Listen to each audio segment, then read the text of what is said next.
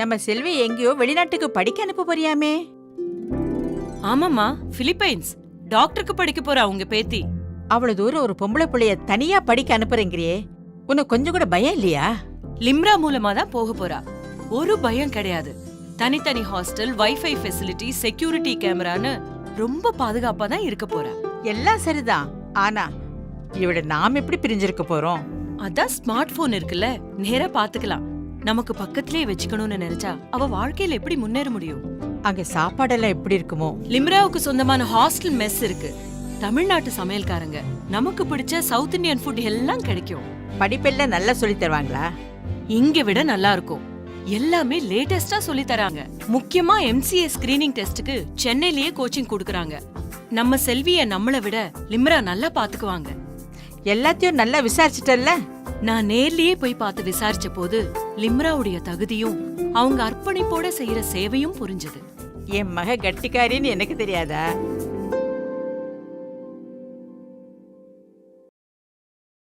Ladies and gentlemen, good morning again.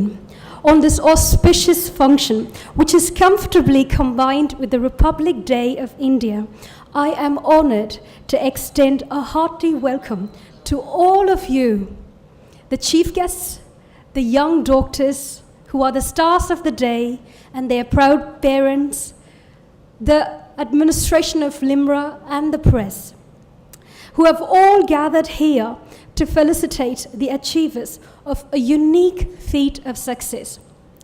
I am really grateful to God for all that He's done for me.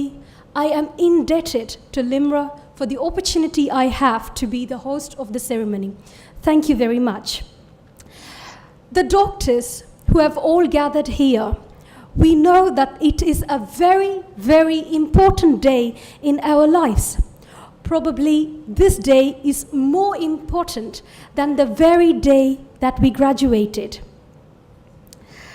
We are honored as we celebrate our success to have amidst us the chief guests of this function who have spared their precious time for congratulating the young doctors who have achieved this year.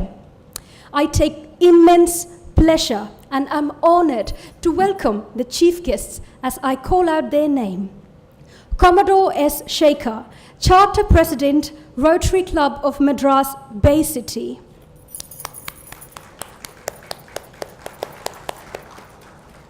Dr. P. Guhanandam, Consultant Social Medicine and Infectious Diseases, SIMS Hospital. Please give a round of applause. Dr. R. Manivannan, Professor of Surgery, Government Stanley Medical College, Chennai. Please give a round of applause. Dr. J. Damodaran, Associate Dean, Savita Medical College, please. And the cherry on the top of the cake, Professor C.M.K.Reddy, General and Vascular Surgeon, President of Tamil Nadu Medical Practitioners Association. Please, a great round of applause.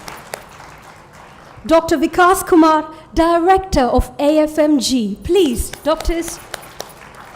And Mr. Muhammad Ghani, Director, Limra Overseas Educational Consultants. We welcome you all, honorable chief guests. It's our pleasure and honor to be in your presence. Thank you very much. The doctors who are going to be honored today have all displayed a dedicated spirit of serving our society. Our late lamented president and scientist, Dr. APJ Abdul Kalam, used to emphasize that our country needs more and more doctors than what we have now. How true! Only on the foundation with the people of strong health we can build a prosperous nation. We need strong people to build strong India. Realizing this, when chances were remote to getting admission to medical colleges in India due to the growing population and limited number of medical seats, these doctors who have gathered here have all pursued their higher education in medicine in various foreign countries, leaving their families, their friends, and the comfort of their country they've known for so long for a period of 5, 6, and for some 7 years. Because there was one passion that was driving them, which was to be a member of the noble profession which alone has the power to not only save lives but also build a strong nation. This is a very important day as it marks the milestones of the lives and the career of all the young doctors who have gathered here. I might as well say that this day is more important than the very day that we all graduated from our various medical universities. Although all of these medical doctors have returned after a strenuous study in a foreign country, pursuing their study of their dreams of medicine and surgery, they have, or I must say, they must undergo a qualifying exam which is mandatorily conducted by the government of India, which is popularly known as the screening test, the famous screening test. I might as well say that the medical screening test which is conducted in India is considered as one of the toughest in the world. And the doctors who have gathered here have all cracked. Please give a round of applause. All through our medical school, we have only heard of how tough the screening test is. We have only heard of how our seniors have never made it through the exam, or how a handful of our seniors actually made it through the exam.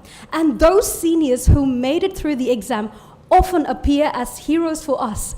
Doctors, how many of you remember making calls to your seniors asking, "Akka, eppadi exam irundhuchu? Eppadi pass panneenga? Enga padichinga? Enna padikkanum? Guide pannunga akka." Don't you remember? Those were the conversations that we mostly had with our seniors. And today, you are the heroes for all of your juniors. Well done, doctors. Well done.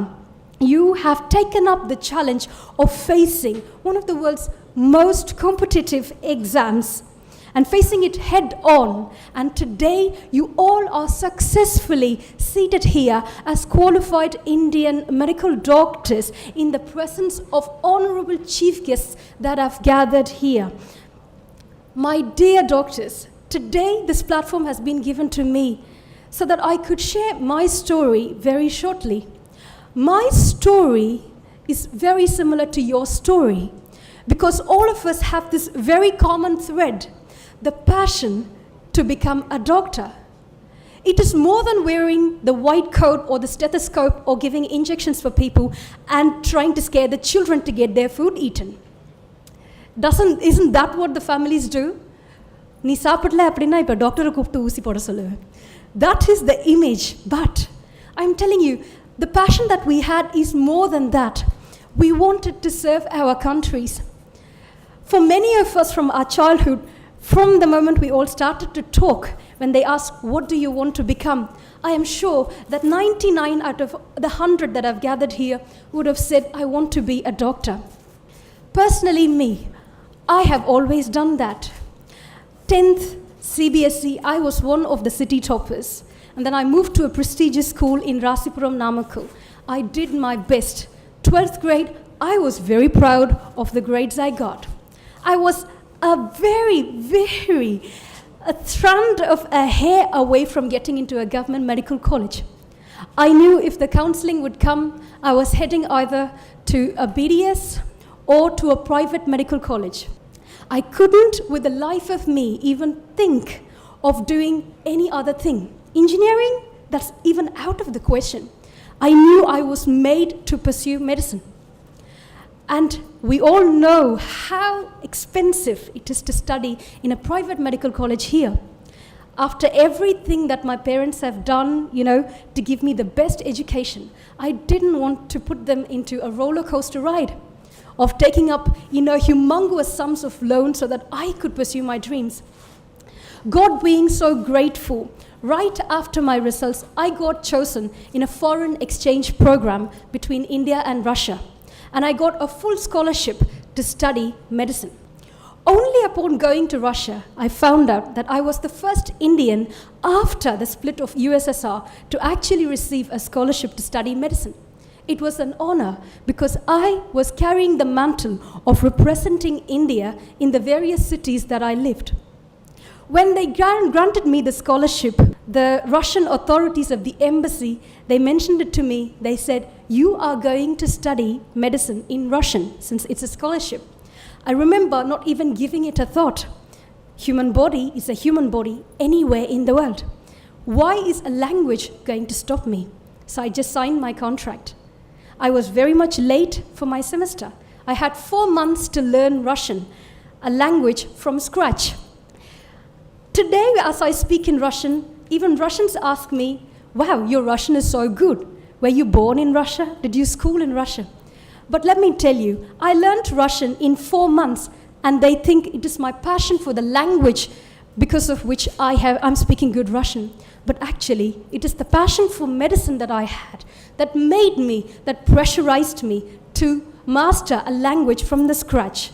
At the end of the university exam, I was the first Indian who aced the language course exam in Rostov State Medical University. And then I was transferred to the prestigious Tver State Medical Universities.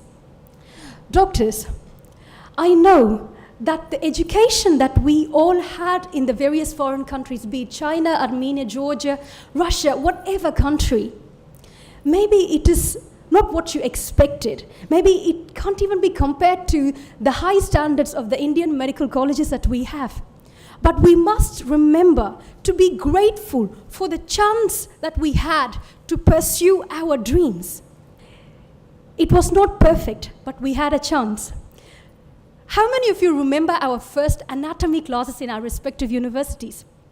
While Indian doctors were actually doing, human body dissection, when you went there, you remember all our anatomy classes where they brought, prepared bodies depending on the, the system we were learning. But we have to, adjust with what we have.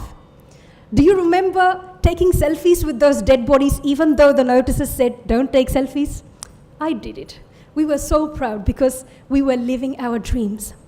Year after year, we had been pursuing our dreams. Yes, we didn't have the opportunity because of the rules of the land, because of various language restrictions, to not be able to meet the patients and actually practice the theory that we have studied. But you are one step closer to actually serving our society.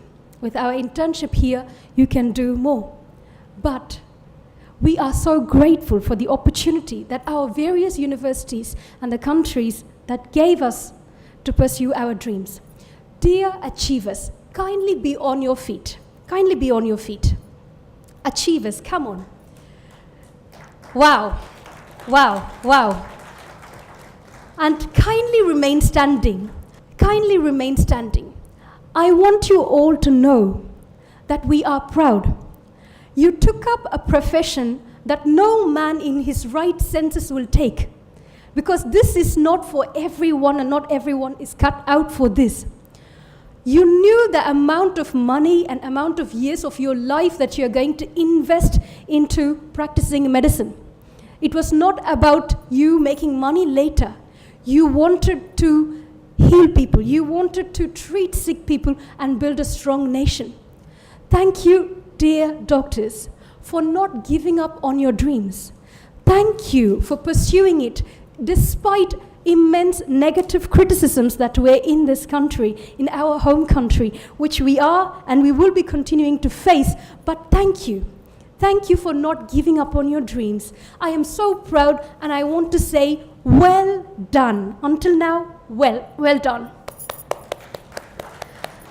Dear parents, உங்க முன்னாடி உங்களோட பசங்க இன்னைக்கு டாக்டர்ஸா இருக்காங்க. எனக்கு தெரியல இன்னைக்கு எத்தனை பேரால நாங்கள் கிராஜுவேட் பண்ண அன்னைக்கு எங்களோட நாட்டுக்கு வந்து பார்க்க முடிஞ்சதுன்னு எனக்கு தெரியல. ஆனால் எங்களோட கிராஜுவேஷனை விட ஒரு பெரிய நாள் இன்னைக்கு எங்களுக்கு. அதுக்காக எல்லாரும் இங்கே வந்ததுக்கு ரொம்ப ரொம்ப நன்றி. எங்களோட கனவுகளை உங்களோட கனவுகளாக வச்சு எங்களுக்கு நீங்கள் சம்பாதிச்ச பணம் வச்சு நீங்கள் நிறையா பண்ணியிருக்கலாம். ஆனால் அந்த பணத்தை எங்கள் மேலே இன்வெஸ்ட் பண்ணி எங்கள் ஃப்யூச்சர் மேலே கான்ஃபிடென்ஸ் வச்சு எங்களை இவ்வளோ தூரம் கொண்டு வந்து எங்களை சப்போர்ட் பண்ணதுக்கு ரொம்ப நன்றி. இன்றைக்கு நாங்கள் இங்கே நிற்கிறோம் அப்படின்னா அது உங்களால் மட்டும்தான். நாங்கள் ரொம்ப ரொம்ப நன்றி சொல்ல கடமைப்பட்டிருக்கோம். Dear achievers, give a big round of applause for all of your families. Thank you very much. You can be seated. And let's cut to the chase. We're coming to the most interesting part of today's ceremony. We have already mentioned the great array of honorable chief guests that are gathered here with one sole purpose: to celebrate you, to inspire you. Many of these people we would have only heard in newspapers, probably seen them on news channels. Today, how blessed we are and grateful to Limra Afmg that we have an opportunity to meet them in person and hear from them. This is such a great opportunity. Please give a round of applause to Limra. And the first chief guest to honor this podium is Commodore S. Shaker. I am indeed honored, Commodore S. Shaker, to read your CV. Commodore S. Shaker is a graduate of the National Defense Academy, Karakwasla, and has qualified in Electrical and Electronic Engineering from the Naval Engineering College, Lonavala, with a postgraduate specialization in Electrical and Weapons System Engineering from the Naval Electrical and Weapons System Establishment, Jamnagar.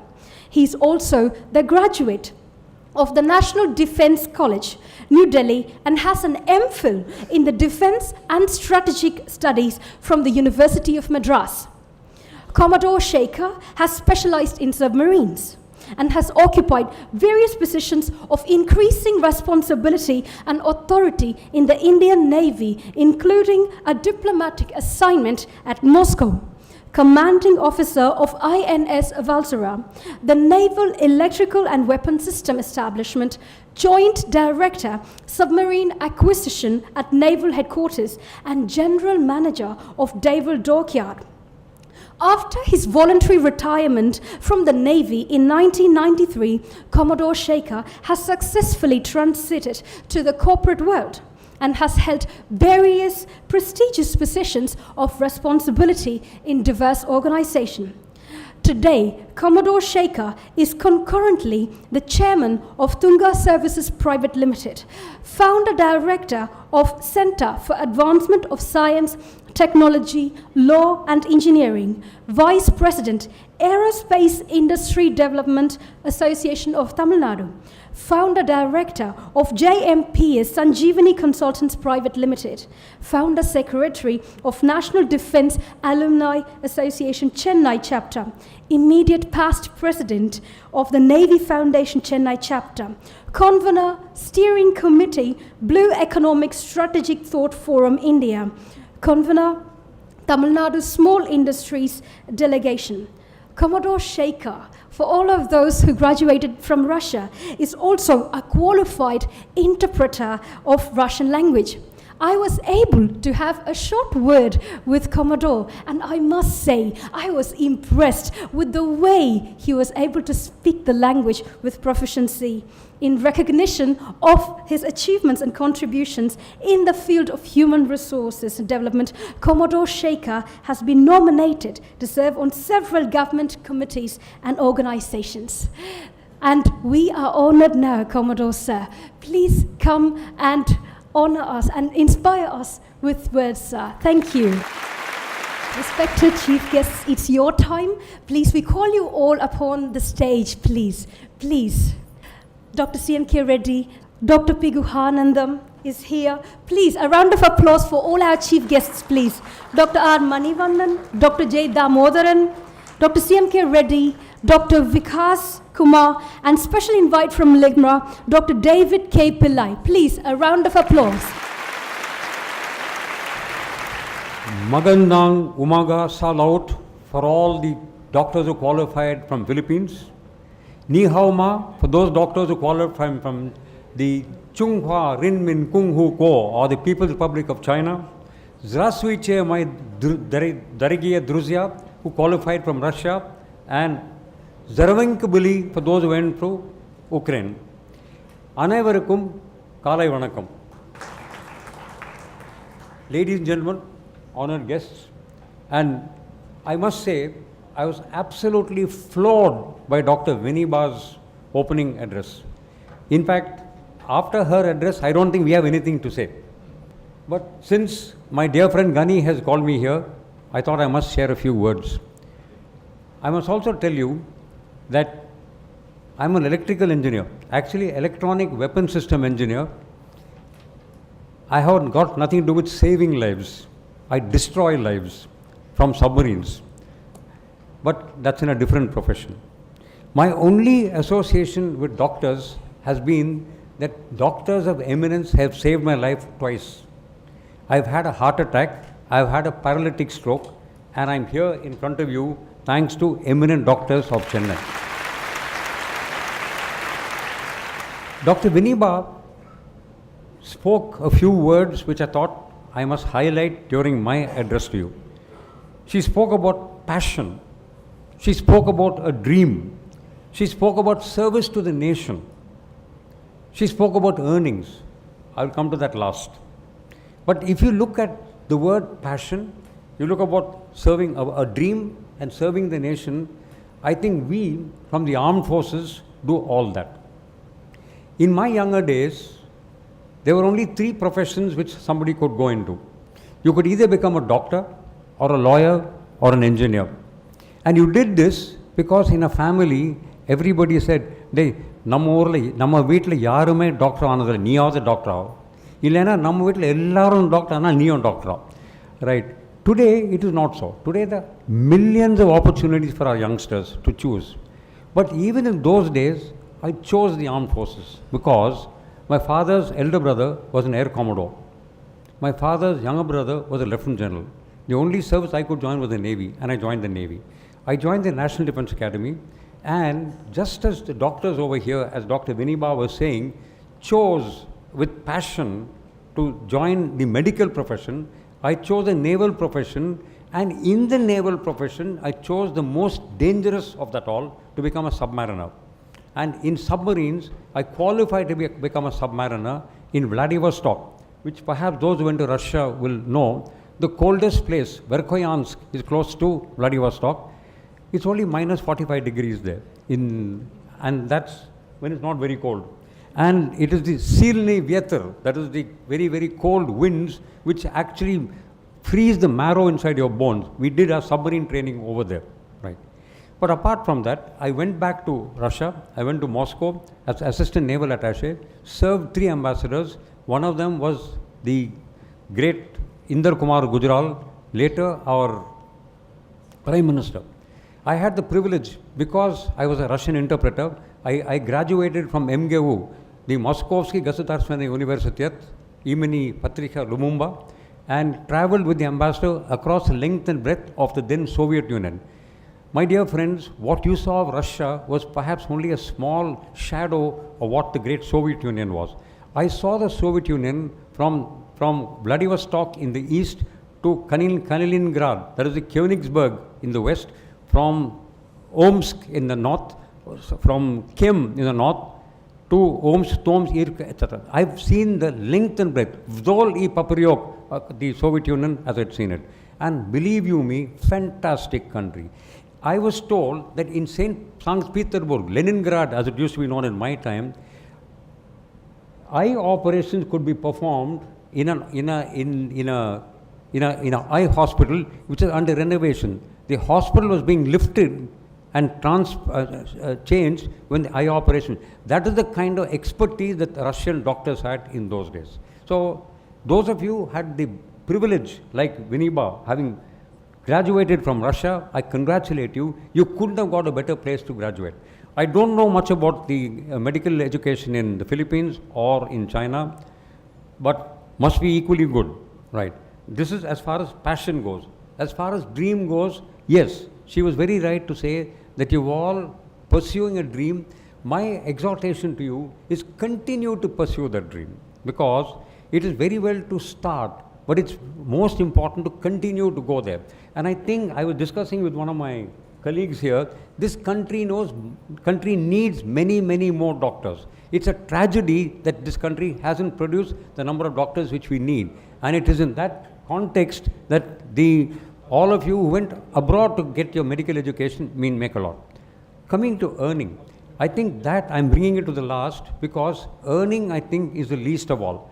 I want to share some one little anecdote with you. I was a young lieutenant of the Indian Navy. I came outside the dockyard, Naval Dockyard, Bombay. It's an acropiphal story. That means it's an anecdote. It's not real. But I'll share it with you in any case. When I came outside, I saw one chap with a monkey, the Gudu Paikaran, right? And he was doing dum dum dum, whatever it is. Then he had people around him, and he was asking, if any of you can make this monkey laugh, I'll give you 10 times money which you put in. So I looked at my purse. I had 1 rupee. I put my 1 rupee there, whispered something to the monkey's ear. The monkey ran up the pole. He started laughing, right? He said, very good, here's your 10 rupees. Now I'll give you another 10:1 if you can make the monkey climb this pole. I did that. I whispered something to the monkey's ear. The monkey climbed the pole. Then he said, listen, I understand all this. Can you make the monkey cry? I said, why not? I'll make the monkey cry. So I made the monkey cry again. He said, what did you tell them? I said, I told the monkey, I'm a naval officer. I told the monkey how much pay I get. So the monkey started laughing. Then I told the monkey that I am going to join the submarine arm. So monkey started crying. I said, I am quitting the Navy. You are going to join the Navy. You are going to join the submarine arm. And the monkey ran up the pole. Wouldn't come down. So ladies and gentlemen, the moral of the story is money is not everything. As Dr. Viniba said, it's passion, need to serve the nation, do that as a doctor, save lives. Money, whether it comes or not, is a different thing altogether. Doctors, I congratulate you on your achievement. I once again thank my dear friend Mohammad Ghani, for having given me the opportunity to address you and share my thoughts with you. Thank you very much. Jai Hind. Dear doctors, please, we can do better. Give another great round of applause for Commodore Shaker.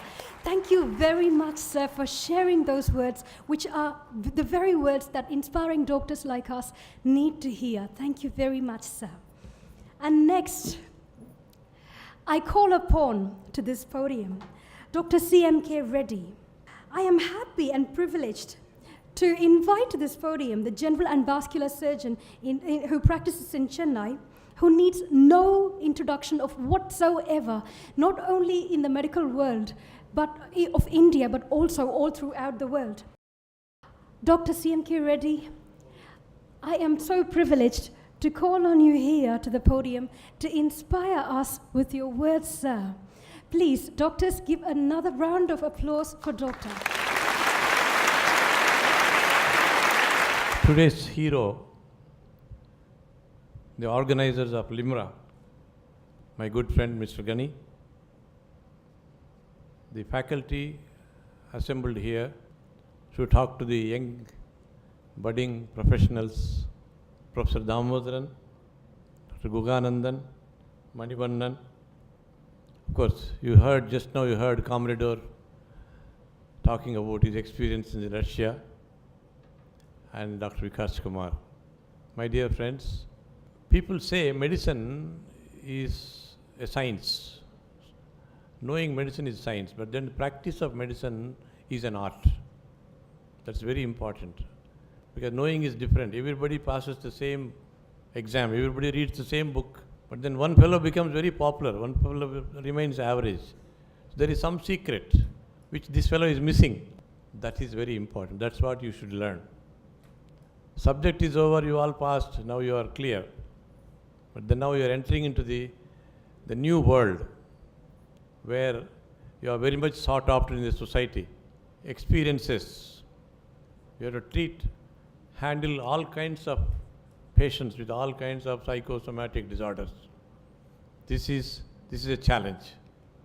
And this is where I think communicative skills are extremely important. There was an American psychologist, he did a study. Why patients or public go to the court against the doctors. So he took about 100 cases who went to court and interviewed everybody and published a paper. What he said was, his analysis was, number one culprit was inadequate communication. That's what created all the problems. He said, wherever the communication has been clear, you maintain transparency, there is very little room for litigation. Of course, in Indian scenario, there is a second point which Americans probably don't have, is a loose, uncharitable remark made by a physician against the treatment given by another physician. This is called one-upmanship.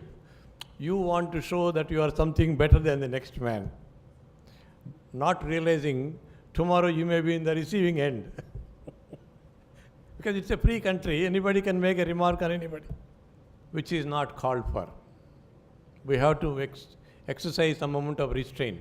Communication can be very sensitive. Sometimes a patient says, before coming for surgery, he asks the doctor, "Doctor, I think should I write a will, my property, everything before I come for surgery?"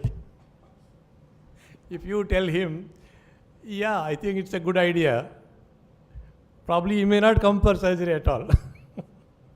But if you tell him that it's not necessary, you are not giving the correct advice, because nobody knows what will happen after a major operative procedure.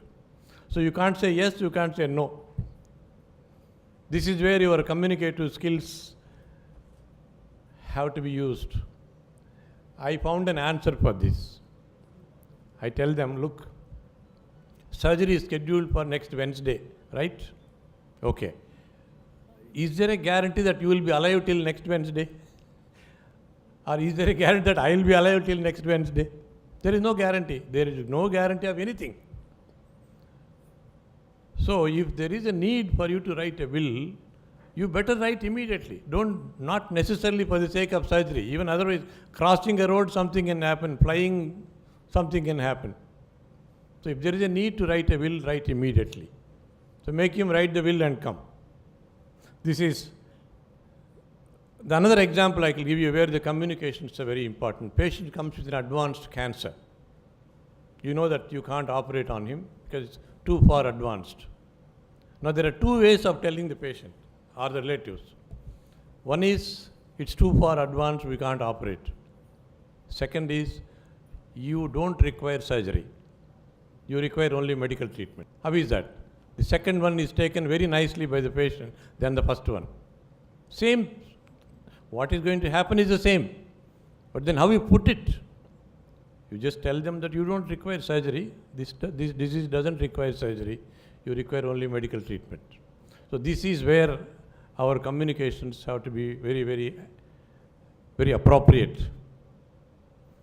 Then, somebody said that we should have commitment, we should have service mind. There's always a confusion. I don't know, some of you must be here, men, doctors. There was one doctor and a wife. Doctor always service-minded, he always, work conscious. The wife is non-medical. She always wants to go to a movie or go to some function, something, she's interested. So suddenly one day she buys a ticket for a movie, and then at the last minute she says, "Sorry da, I can't come, sorry, I have an emergency da." So she was so disappointed. This went on for some time and reached a point where she said, "I can't leave this man anymore." So she wanted to almost come to a breakup point. Then the eye-opener came. One day the doctor was out of town. He went somewhere. His child was taken ill. Doctor's child was taken ill. The wife had to find a doctor during odd hours.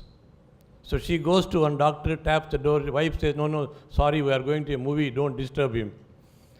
So she can't find a doctor during odd hours. Then she realized the importance of availability of a doctor during odd hours.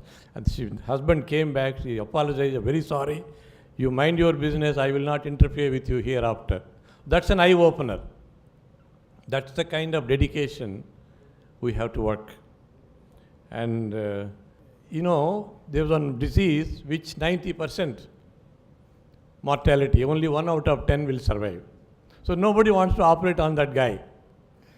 One doctor, like CMK, said, "No, don't worry, I'll operate successfully." I said, "Eppadi, sir? 9 out of 10, they say they die. How you are so confident?" He says, the doctor says, "My last 9 patients have died, so you have to survive." Statistically speaking. That statistics don't work like that, It is not that way, it's not that simple. So this is, then there is one Chinese proverb. Now that you're talking about China and Russia, there is one Chinese proverb applicable to medicine, very appropriate. is primum non nocere. It means whatever you do, above all, do no harm to the person. You can help, fine. You can't help also, fine, but don't do any harm. That is a very important Chinese proverb that all of us should remember when we are treating medicine. Updating yourself, very important. Medicine is fast changing. Every day new things are coming. And it is said that 10% of what we learn becomes outdated in every year. So that means at the end of 5 years, 50% of what we learn is not useful. Only intelligent fellow will know which is that 50% and which is other 50%. That is very important. This is very important to keep yourself updated, because so that you are in the mainstream. Stick to your opinion. When you give an opinion, stick to it. Don't have to change opinion. We had a forensic medicine professor when we were students. He used to say, whenever you give an opinion, don't change. You say, this is my opinion. So I believe he went to court to give an opinion on one case. And you all know the Modi's textbook of jurisprudence, forensic medicine. So the opposition advocate took the book to the court, because what this man said is not what Modi's textbook says, something different. So he asked, is this a standard textbook? Yes, this is a standard textbook. Then what, doctor? This book says something, but you say something. This man said, what he said is his opinion, and what I said is my opinion. Only difference between both of us is that guy had a time to write a book. I didn't have a time to write a book. That's all the difference. You take whatever you want. So you stick to whatever you say. You say this is your opinion. Don't keep changing. This is very important. There may be some teachers here. I want to give them a little caution. Education should not be like filling a bucket. It should be like lighting a fire. You should ignite interest in them. You should make sure that they get that point clearly and then go on from there. That is very, very important. That's where I think good teachers stand out. Before I conclude, legal professions are going to bother you quite a bit. We are also catching up with the Western world, because Western countries, legal professions are already their terrible problem. I saw one cartoon when I was in US. An advocate is calling the doctor. He says, doctor, I have very bad news for you. My client wants to include your parents also as accused. He strongly feels that they should not have sent you to medicine. This is what is happening. And the obstetrics gynecologists in US stopped practicing obstetrics and doing only gynecology, because they are being sued if the child is not doing well in the school. They think that some birth injury was not disclosed, and now the child is not doing well in the school. Can you believe? This is happening actually in USA. So fortunately we have not reached that stage, but we will. In course of time, things will happen. So you have to be very careful, know the statutes, act judiciously and protect yourself. This is very, very, while helping people, you should not. Once again, I congratulate Mr. Limra Group, Mr. Ghani, who has been very sincere. And I know the last 14 years he's been doing this work. He is not one of those people who want to do business with this. He wants to do service. I know that. I know that his margin of profit is very, very meager. And he wants to help our Indian students, those who are unfortunate enough not able to get seats here, to go abroad and study and come back. Guide them in NEET, guide them in various other entrance examinations, and see that they become good, useful medical practitioners. Once again, I congratulate Ghani for your interest. And lastly, somebody said communication, One woman goes to a gynecologist, lady doctor, for a 4th delivery. So they become friendly because she's already delivered 3 children. But this woman was not married. She was living with a man. So the lady doctor said, what is this? You're having 4 children. You're living with that man. Why don't you get married and be done with it? She says, no, I can't get married because I have a heart problem. My doctor said I can lead a normal life, but I can't get married. So she's leading a normal life without getting married. This is what communication failure. This is an example for a communication failure. So, there's another study done by an English doctor, because we found, compared to 30 years back to now, a doctor is spending less time with the patient than we were 30 years back. 40% less time than they were spending 30 years back. On average, a doctor spends with the patient. This is a very serious matter. That means the time we spend with the patient is very, very precious, because they sometimes wait for weeks to get an appointment to see us. And then whatever 5 minutes you spend with them, they remember for till they come next time for 1 month. So every word you say is very, very important. And communication-wise, if you don't communicate well, sometimes they are not, mentally relieved. So there is a study done saying that we are spending less time for various reasons. Maybe we think it is not important, but it is not so at all. Because the confidence patient gets by you spending more time with them is something unimaginable. Half of the disease is gone. If you answer all the questions and if you listen to what all the patient has to say, sometimes patient is greatly relieved by itself. Oh, doctor understood my problem well. So this is another study which I wanted to draw your attention. My dear boys and girls, I congratulate you once again. Wish you all the best and emulate the group sitting here. One of these days you should be sitting here and encouraging the youngsters again. And thank you for the opportunity given, and once again. And Viniba made a very beautiful introductory talk. Viniba, what are you doing now? Just finished. Okay, you're done post-graduation? Okay. Now post-graduation also, those days when we were students, when we were doctors, when you become MBBS, the parents thought, okay, fine, our job is over. But now it is now, your job starts now actually, because MBBS is not enough nowadays. You have to do post-graduation. And this is one way good, one way bad, because the concept of family practice is slowly vanishing away, which is not good for the society. Let us not go into that. That's a big subject by itself.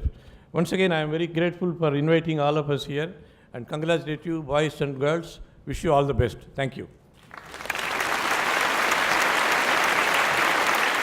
Dear doctors, those are words from a master surgeon which no amount of money can buy for us. Please congratulate our doctor with a big round of applause. Thank you very much, sir, for insisting upon the importance of communication, which, like how you mentioned, is fading away in many countries. I once read an article which said that very soon medical doctors, human doctors, will be replaced by robots. Because according to them, all that we do is, collect test samples, and the various investigations give us the diagnosis, and all we do is write a prescription. Why don't we just replace the doctors with robots? And that could be a future. But the one thing that will, differentiate us from robots will be communication. Soothing, kind words can be healing to an aching soul. Thank you very much, Dr.C.M.K.Reddy. Thank you. Another round of applause, gentlemen. I am privileged to welcome to this podium another medical celebrity that we have today. I should call him a living legend. We have a dedicated doctor who has been serving the poor people in Chennai through Chennai Corporation Hospitals. He's none other than Dr. Guhanandam, who has specialized in infectious diseases, epidemiology, the much dreaded disease, AIDS.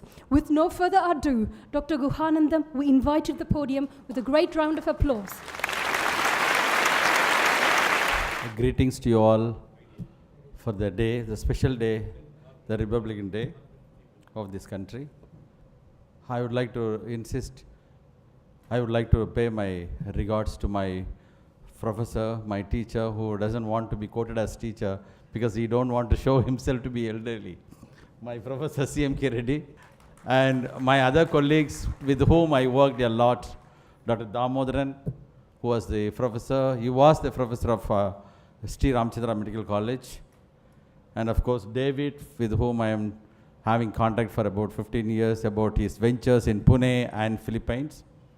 And of course, Vikas and Dr. Manivannan. I really want to quote you something. Professor Dr.C.M.K.Reddy was telling about what you have to do and what not to do, how you have to be alert and cautious, okay?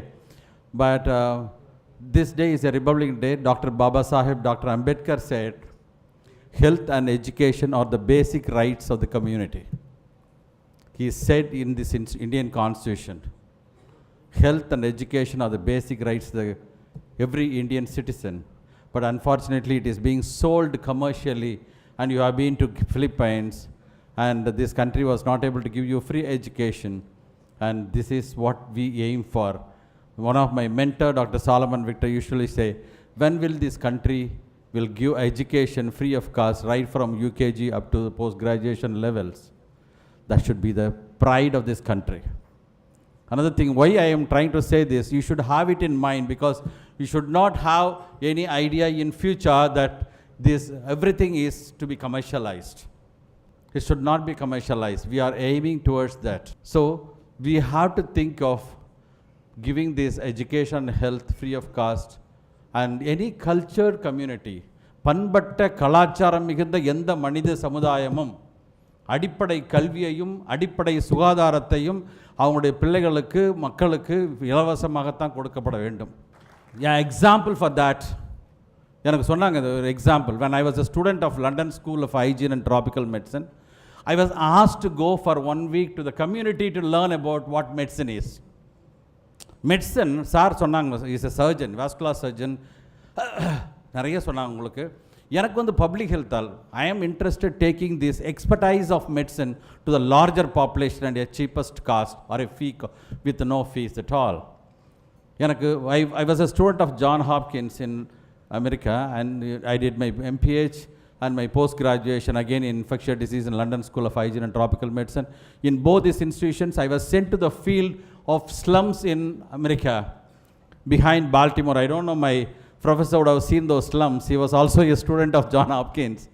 But we were sent to the black slums of John Hopkins in Baltimore, where we spent about 10 days among the people.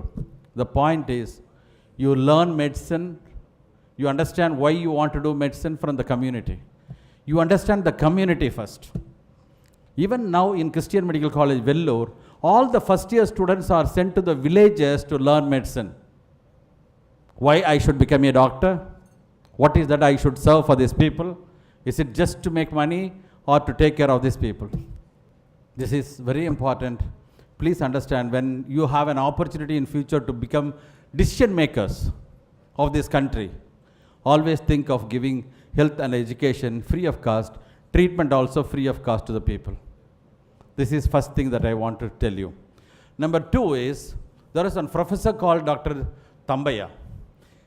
And another important thing that I would like to share with you is, one Dr. R. Venkatasamy, plastic surgeon, whom we learnt a lot from Stanley Medical College. Sir, we learned his communication skills. We learned how to maintain a hospital or a ward from Dr. Venkatasamy. How we have to be more compassionate to the patients. We learned from Jana Shaker in Stanley Medical College. We need to have people who are examples or role models to learn. அந்த தம்பையான்றவர் ஜிஹெச்சில் ஒரு பெரிய famous dermatologist. நாங்கள் ஒரு நாள் strike பண்ணோம். when the medical colleges were increased in number, the seats were increased, we went for a strike.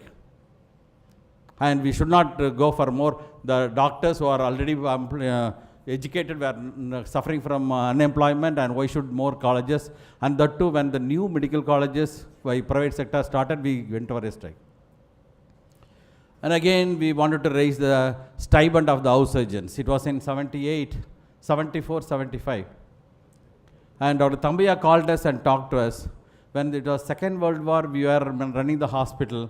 The doctor should not fight. He talked to us for 1 hour what a doctor should do. What he taught was, நம்ம ஊரில் படிக்கிற doctors, நம்ம ஊரில் வர டாக்டர்ஸ்க்கு வந்து, you should know our people first. You should know our people's culture. You should know about your air, water, soil, politics, religion, everything to become a very good doctor. Sir said communication is very, very important. I also add to that, your love for the patient will make you a great doctor. If you love the patient, if you think their sufferings are very, very important to be heard, people make an assessment. I was not a medal student in Stanley Medical College. Sir knows me. I was a very, very average student, middle level student. But after starting my practice, I was having a glorious practice. In 80-81, I used to get about 5 to 10,000 rupees per day. It was amazing money for me. When people around me or MDs and DM and all these people were not able to make money, I was making a lot of money because I love the patients, I want to treat them, I want to make them all right. I was running a practice in North Madras. People, I am a very big celebrity in North Madras that time, in 80s. You know, Dr. Thambaiah told us, people will understand from your eyesight. The way you look, people will understand how much you are interested in them. The way you have your body language, people will understand. The way you help. If you have more interest in healing them, you will learn more. எனக்கு வந்து சில நேரத்தில் disease தெரியாது, அங்கேருந்து phone பண்ணேன். எனக்கு I had the privilege, innocent maybe. I usually even call Dr.C.M.K.Reddy, sir patient அனுப்பலாமல் இருந்தாலும் சார் அப்படின்னு எல்லாத்தையும் பொறுமையாக கேட்டு பயிர் சொல்லுவார். அதே மாதிரி doctor C.N. Deivanayagam, I was treating one peptic ulcer patient for about 6 months. He was not becoming all right. Night 11 o'clock வந்து கத்துவாங்க, வயிறுலாம் வலிக்குதுன்னு சொல்லிட்டு. டாக்டர் தெய்வநாயகத்தை கேட்டேன், have you treated tuberculosis? Sir peptic ulcer treat பண்ணுறேன், tuberculosis. You must look around all the Indian diseases. That is what Thambaiah said. எப்படி வந்து நீங்கள் வந்து இந்தியாவில் டாக்டராக வரணும்னா நம்ம ஜனங்களை பற்றி தெரியணும், அவங்க வறுமையை பற்றி தெரியணும், அவங்களுடைய வசதிகளை பற்றி தெரியணும், அது மாதிரி மருந்துக்கணும். Doctor Thambaiah used to write drugs for his patients for 10 rupees, 5 rupees தான் எழுதுவார் அப்பெல்லாம் மருந்து. I used to take IAS officer when I was a chief of the Chennai corporation. ஒரு IAS ஆஃபீஸர் கூட்டிமே அவருக்கு ஸ்கின் டிசீஸ்ன்னு கூட்டி போனேன். அவர் பார்த்துட்டு, வாட் இஸ் ஹி டூயிங், என்னப்பா பண்ணுறாரு அவர்? சார் இவர் தான் சார் எங்கள் commissioner, is an IAS officer. Poor fellows, no fee. ரிக்ஷாக்காரனுக்கு நோ ஃபீ. அப்படியெல்லாம் ட்ரீட் பண்ணவர், அவ்வளோ குறைச்ச காசு கொடுப்பார்.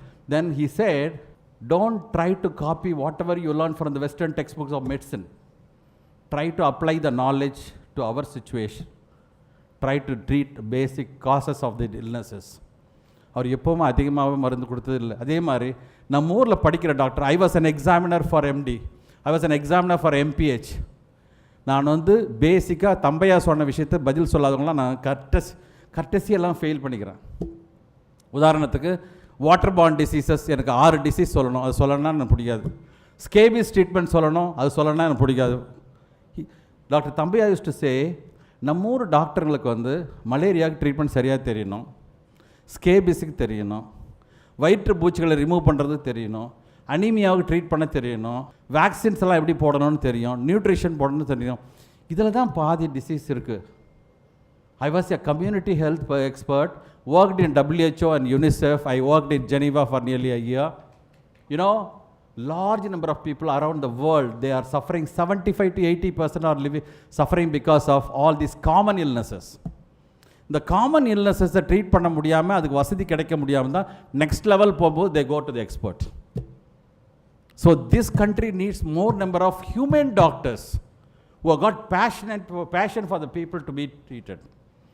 அவங்கள பார்த்து அவங்கள ட்ரீட்மெண்ட் பண்ண தெரியுங்க. இப்போ கூட நான் எங்கள் ஹாஸ்பிட்டலில் I am working in Sims hospital. Even now, I am training, I am informing most of the higher level doctors on correct management of malaria. ஒரு தடவை நான் வந்து ஆடிட்டிங் போகிறேன், ஜிஹெச்சில் ஒரு ஆடிட்டிங் போகிறேன். அப்போல்லாம் ப்ரீவியஸ்லி இந்த English regimen, the city health officer is the chairman of the auditing group of GH for death audit. அப்போ நான் போகும்போது ஒரு சில இடத்துல கேட்கும்போது, ரொம்ப நான் ஹெல்த் ஆஃபீஸராக இருக்கும்போது, நியூராலஜிக்கல் சைடில் இருக்கிற பேஷண்ட்ஸு, கோமாவாக இருக்கும்போதுலாம், அன்கான்ஷியஸ் இருக்கலாம், இவங்களாம் ஃபால்சிஃபரம் மலேரியா நீங்கள் டெஸ்ட் பண்ணிங்களான்னு கேட்டேன் நான். எல்லோரும் சிரித்தாங்க என்னை பார்த்து. ஆமாம், இவர் பப்ளிக் ஹெல்த்னா உடனே மலேரியா கேட்பார். This is basic what Thambaiah used to say. Please tell me. Unfortunately, you may not believe, at least 3 or 4 patients who are comatose, who underwent all these technologies of your CT scan, MRI எல்லாம் பண்ணவங்களுக்கு, they were positive for Plasmodium falciparum. Plasmodium falciparum. Just simple treatment is required. Simple treatment is required. உடனே chloroquine ஆரம்பித்தாங்க, treatment பண்ணாங்க, patient was becoming all right. So, as Thambaiah said, உங்கள் சுற்றுச்சூழலில் என்னென்ன நோய் வருமோ அந்த நோய்களை தரவாக தெரிஞ்சுக்கிங்க, அதெல்லாம் நீங்கள் ட்ரீட் பண்ணால் சரியாயிடும். இப்போ recently 2 weeks back one patient was brought to me. One of my friend from Stanley referred me. Since I was a London school boy for infectious diseases, ஒரு பேஷண்ட் சிஎம்சி வெல்லூர் அப்போலோ எல்லாத்துலேயும் treatment பண்ணிவிட்டு ஒரு skin இன்ஃபெக்ஷனில் ரொம்ப கஷ்டப்பட்டுன்னு வந்தார். ரொம்ப பட்டையாக இருந்தது, fungal infection மாதிரி. He was brought to me. I was surprised. Why this fellow referred this case? You should have been referred to a skin specialist. சரி, இல்லை சார், உங்களை தான் நீங்கள் இன்ஃபெக்ஷன் டிசீஸ் ஃபஸ்ட்டு உங்களை அனுப்புனாங்க. எனக்கு இது நோய் என்னன்னு தெரியல, ஸ்கின் டிசீஸ் தெரியுது, பட் தம்பையோட ரூல் நான் அப்ளை பண்ணுறேன்னு சொல்லிட்டு அவந்தாளுக்கு அவர் என்ன பண்ணுவார், டிவார்ம் பண்ண சொல்லுவார். ஆல்பண்டசோல் 400 mg டிவார்ம் பண்ணு. ஸ்கேபிஸ்க்கு ட்ரீட் பண்ணி பேசிக்காக இருந்த ஸ்கின் அதெல்லாம். அதையும் மீறினா தேங்காய் எண்ணெய் தட சொல். நான் ஸ்கேபிஸ் காய்மெண்ட் எழுதி கொடுத்து ஆன்டிஹிஸ்டமின் போட்டு ஒரு சிம்பிள் ஆன்டிபயோட்டிக் கொடு, கோட்ரெமாக்சோல் சிம்பிள் ஆன்டிபயோட்டிக் ஒரு 10 நாள். He was taking treatment for 7 years. I only applied Dr. Thambaya's rule here. After 10 days, that fellow came back and said, everything became all right. We took a photo and shown into our CME program also. They were all surprised, even the skin doctor surprised. What I am trying to say is, I am not a big expert to identify the disease, but look, your ground level disease manifestation, இதெல்லாம் புரிஞ்சுட்டு நம்ம ஜனங்களுடைய சுற்றுச்சூழலை தகுந்த மாதிரி treatment பண்ணும்போது you become all right. So, another thing, yesterday night, so you learn basics first. Now, waterborne disease சொல்லணும்னா 6 disease, cholera, hepatitis A, hepatitis A and E, typhoid, leptospirosis, then helminthic infections, poliomyelitis. Some doctors in interview, they will say everything, which is the worst disease spread by water, we ask. Polio சொன்னா ஒரு சில doctors இந்த interview, I repeatedly asked this question and the IAS officer who was sitting with us, they know the answer. என்ன doctor polio கூட தெரியல உங்களுக்கு அப்படின்னு கேட்பார். போலியோன்னு கேட்டால் ஒரு டாக்டர்கிட்ட கேட்டால் போலியோ ஏர்பான் இல்லை சார் அப்படின்னுவாங்க என்னை பார்த்து. Water borne disease are so bad. ஏன் வாட்டர் பார்ன் டிசீஸ் பற்றி நான் ரொம்ப இவ்வளோ ஸ்ட்ரெஸ் பண்ணேன்னா, சிடிசி அட்லாண்டாவில் நான் ஒரு தடவை ட்ரைனிங் போயிருந்தேன். CDC Atlanta, center for disease control Atlanta. அங்கே ஒரு பெரிய பிராஸ் பிளேட்டில் எழுதி வச்சுருப்பான், millions of deaths around the world should be stopped, prevented. Teach people to boil the water till roll boil takes place. அப்போ தான் ஃபஸ்ட் டைம் வந்தது. அப்போ தான் எங்கிட்ட ரோல் பாயில், அது என்ன roll boil? We asked one Canadian டாக்டரை, they demonstrator தண்ணி எடுத்து ஒரு பாத்திரத்தில் கொதிக்க வச்சார்.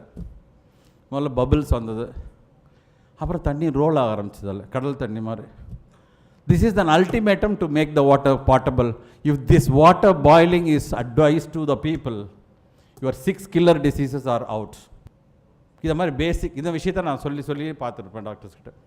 The third thing is, yesterday I talked, நான் போய் இதை மாதிரி இந்த young doctors who are coming from abroad, they are having a graduate reception, என்னப்பா சொல்லணும் அந்த பிள்ளைங்களுக்கெல்லாம் சொல்லி கேட்டேன் டாக்டர்ஸ் கிட்ட.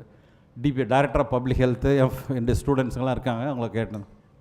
சார் ஒரு பெரிய விஷயம் சார் இப்போ நடக்கிறது என்னென்னா, lots of students from abroad are getting employment. I am also training these pre placement training ஒன்று கொடுக்குறாங்க கவர்மெண்ட் ஆஃப் தமிழ்நாடில். எக்மோரில் பூந்தமல்லியில் நடக்கும் அந்த training. I also go and take classes.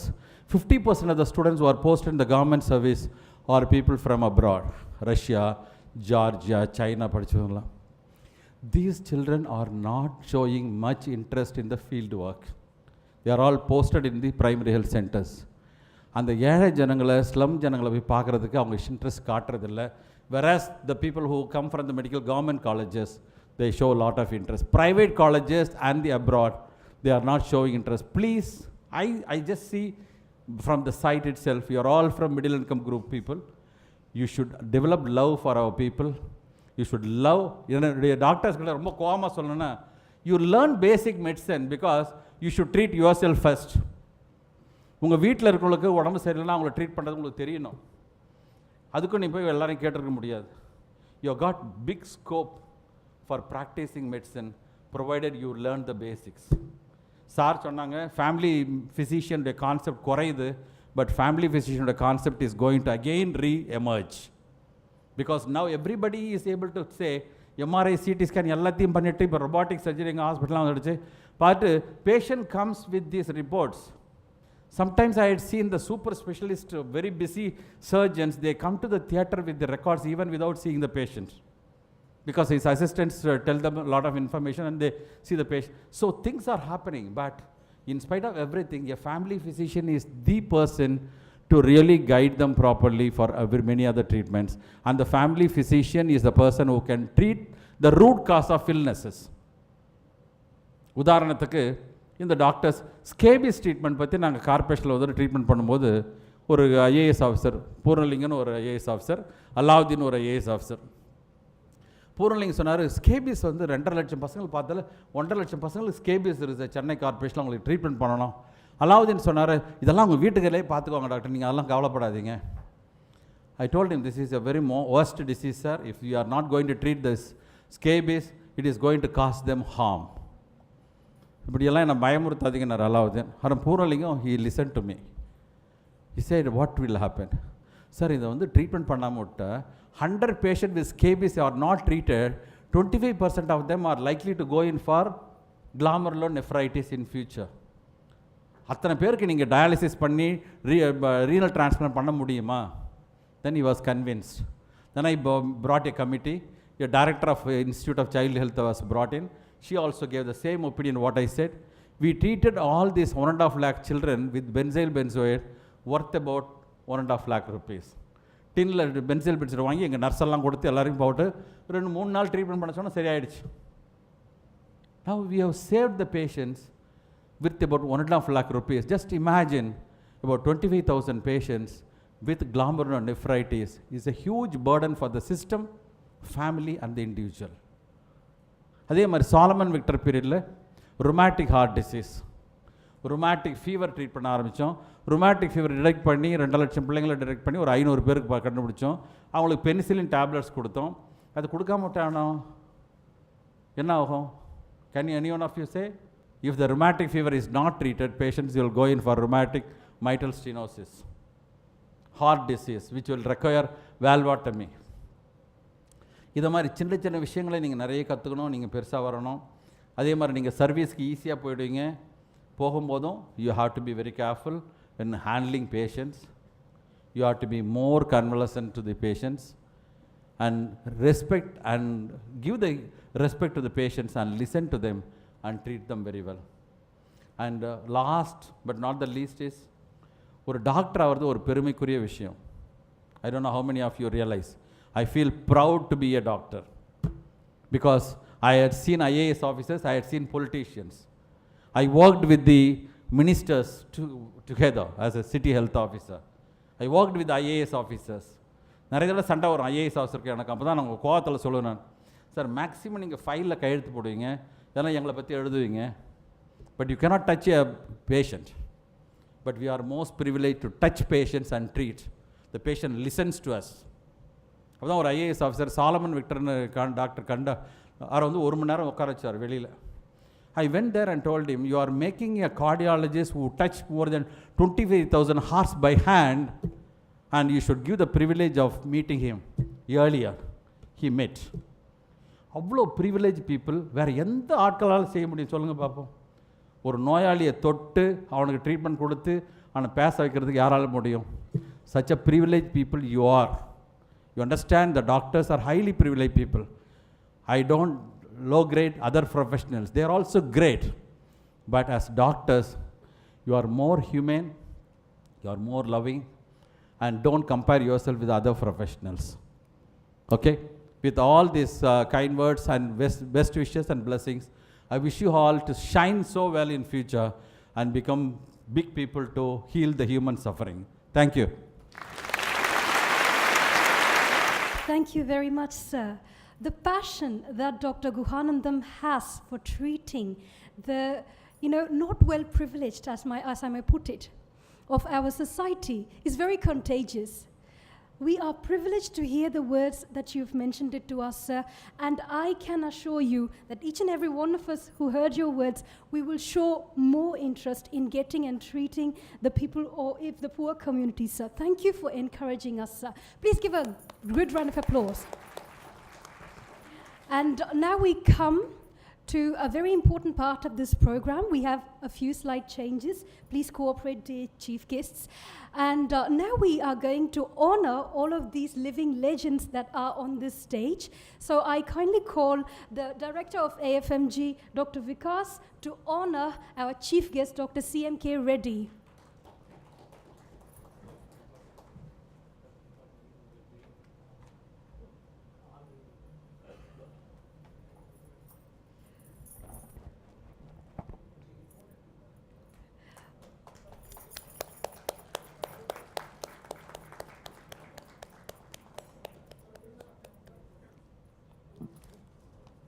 Thank you very much, Dr. Vikas.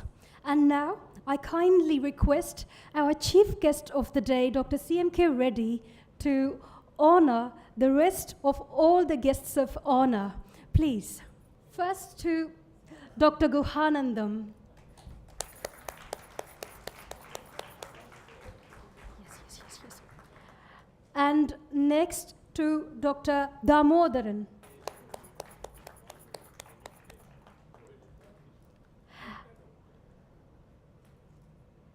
And next to Dr. R. Manivannan.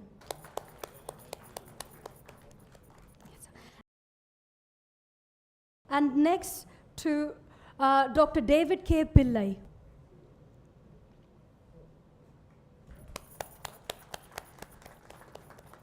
And next to Dr. Vikas.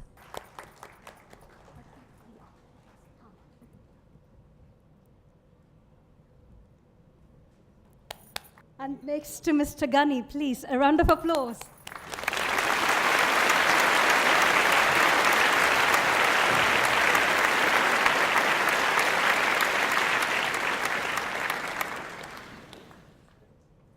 And next, I call on Dr. David Kay Pillai to honor all our guests with small mementos, token of our gratitude. First to Dr. C.M.K.Reddy, please.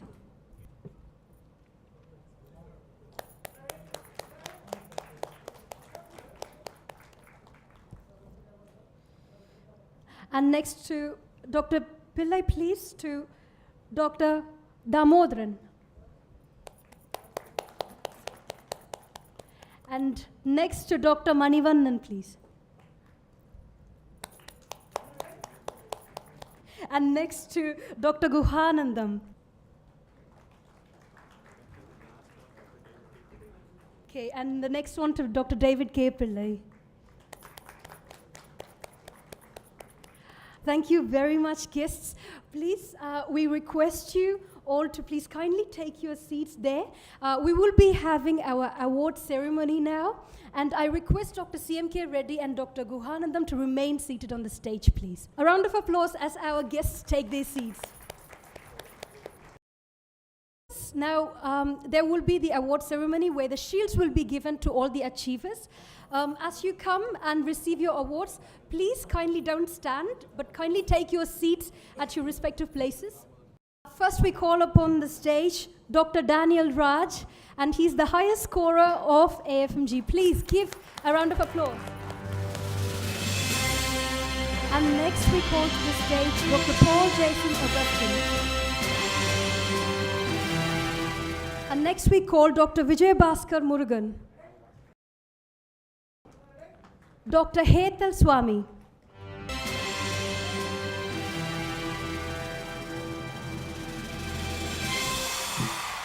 And Dr. Surya Arunachalam.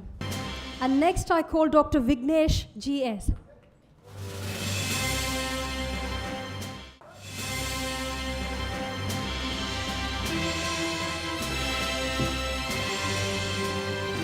And next I call on Dr. Sahaya Reena Anthony Robert. And please be cheerful. This is a great moment. Please applaud for our achievers. Next I call Dr. Preetika Harikrishnan.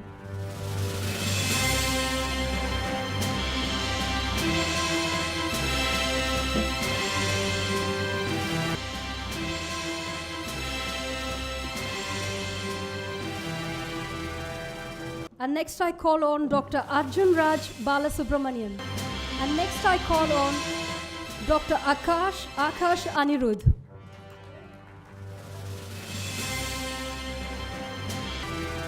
And next I call on Dr. Ocean Lavanya.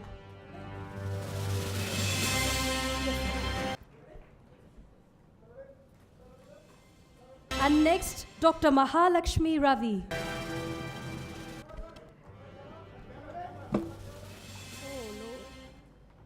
And next I call upon Dr. Rajashri Ashokan. Next I call upon Dr. Dinesh Kanna Palanisamy.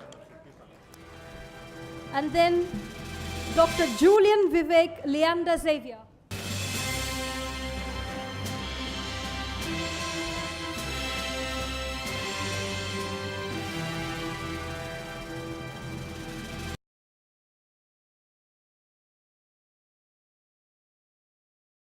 And then I call on Dr. Nandini Balamurugan.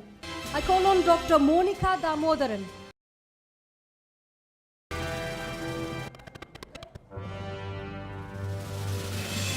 And then I call on Dr. Shyam Sundar.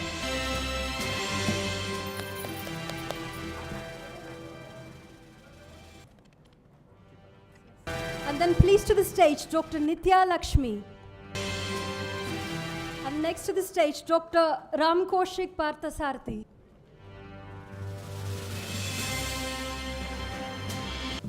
And next, Dr. Hari Krishna, Dr. Silambarasan.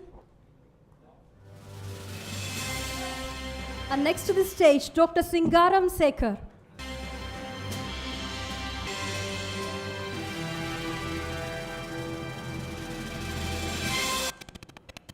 And next to the stage, Dr. Muhammad Ajmal S.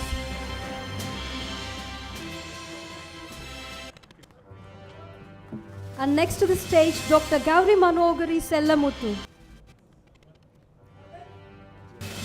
And next, Dr. Jaya Samuel.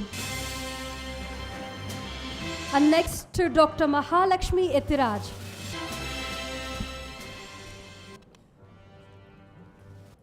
Dr. Shalini Mohan, please to the stage.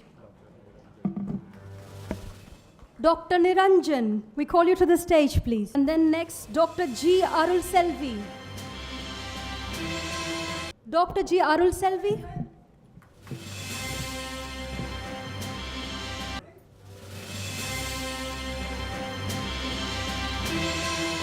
We call to the stage Dr. Abdul Rahman S.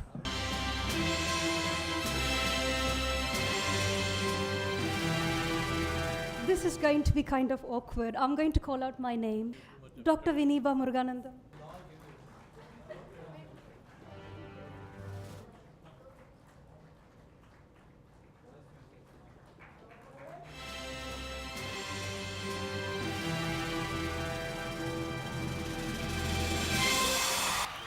And please, we also call the last person for the day, Dr. G. Dinagaran, please, to the stage.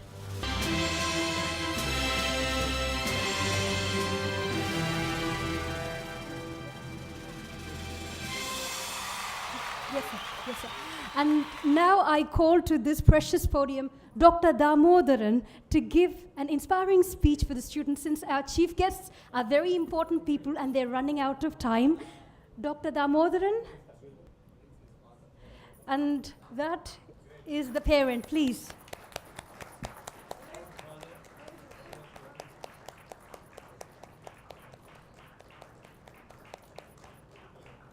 Good afternoon to one and all.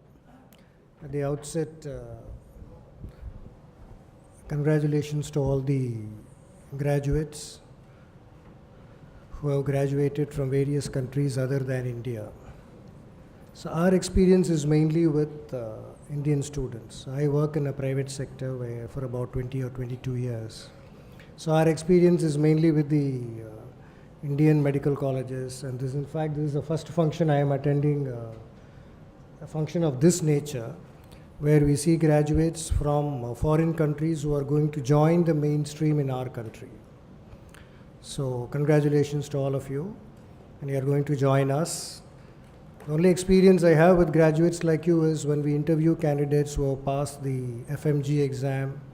They either join post-graduation or they come and seek jobs, and we interview them. But what we found was these graduates are highly motivated students.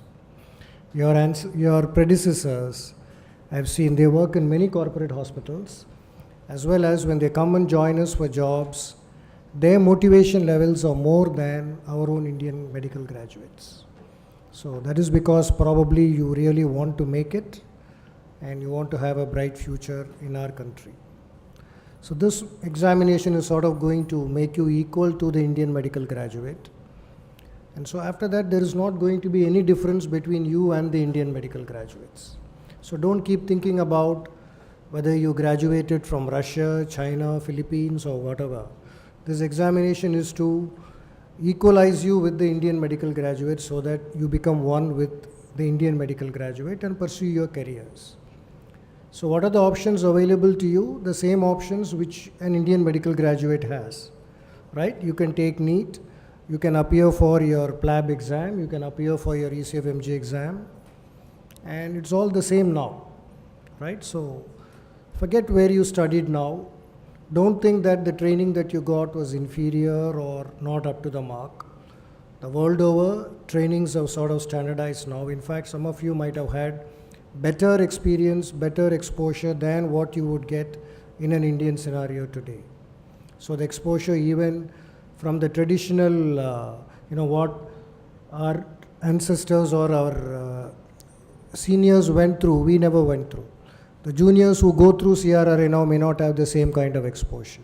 But some of you might have had better exposure in your own country, in the country where you graduated. And their certification processes, I'm sure, might have been much stricter than what we do here in our country. So don't worry about all those things. Concentrate on the future. Start studying for your NEET exam and start working as good CRRIs. And today, physician burnout is on the increase. A study from the US says that more than 50% of physicians are burnt out, which means they are all under stress for various reasons. The reasons could be longer working hours. The reasons could be electronic health record. There are so many factors which are contributing to increased burnout among doctors as well as physicians and trainees as well. So try to have some quality time, some reading time, do things which is away from your work and things like that. Don't get burnt out in the process. This is very real.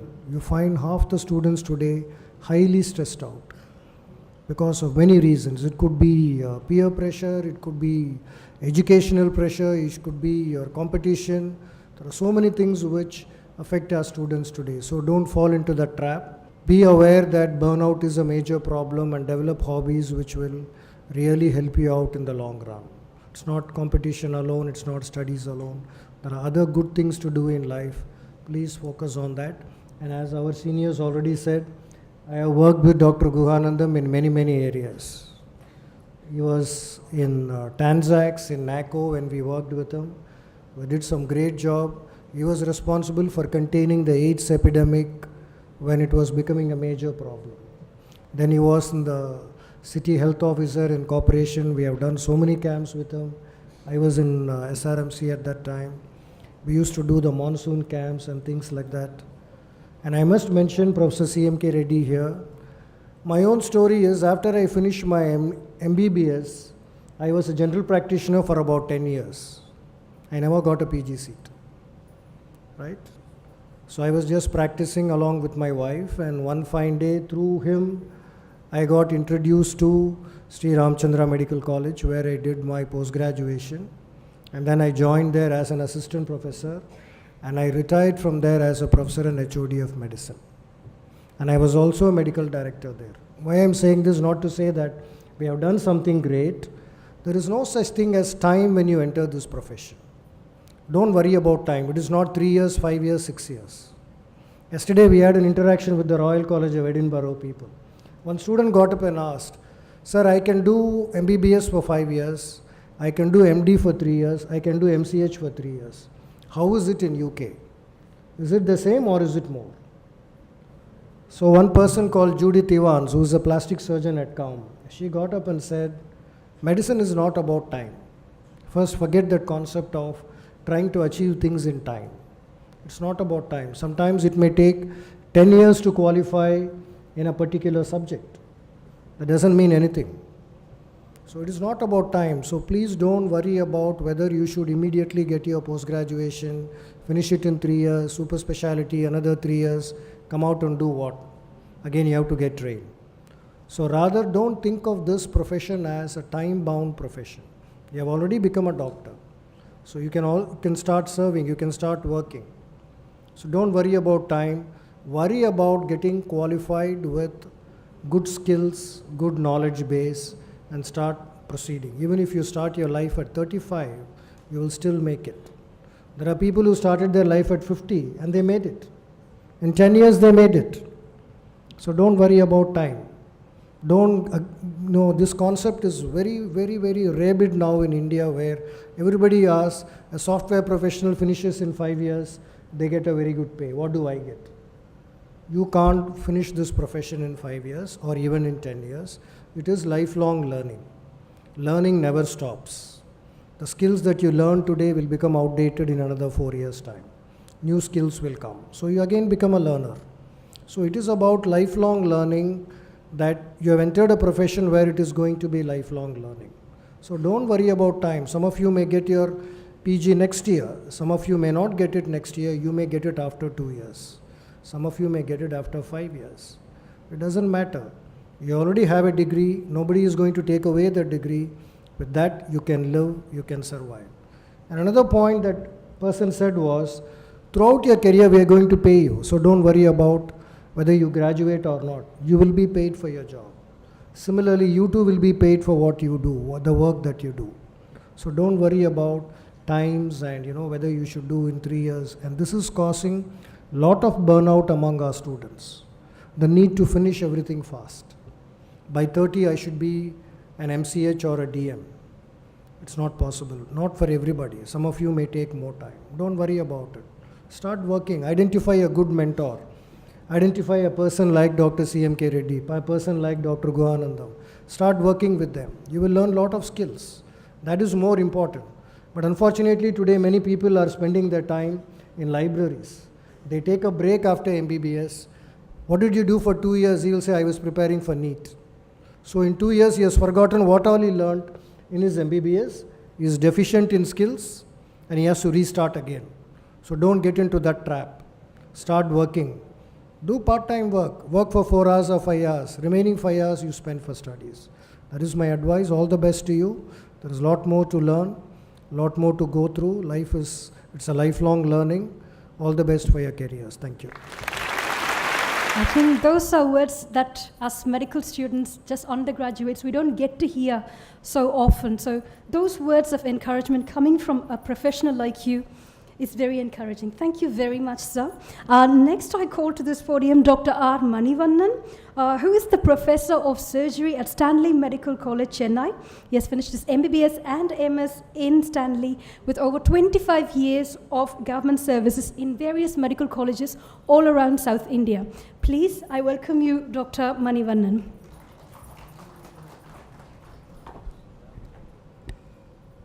Good morning, everyone. Happy Republic Day. So it's an occasion for everyone you won't forget in your life.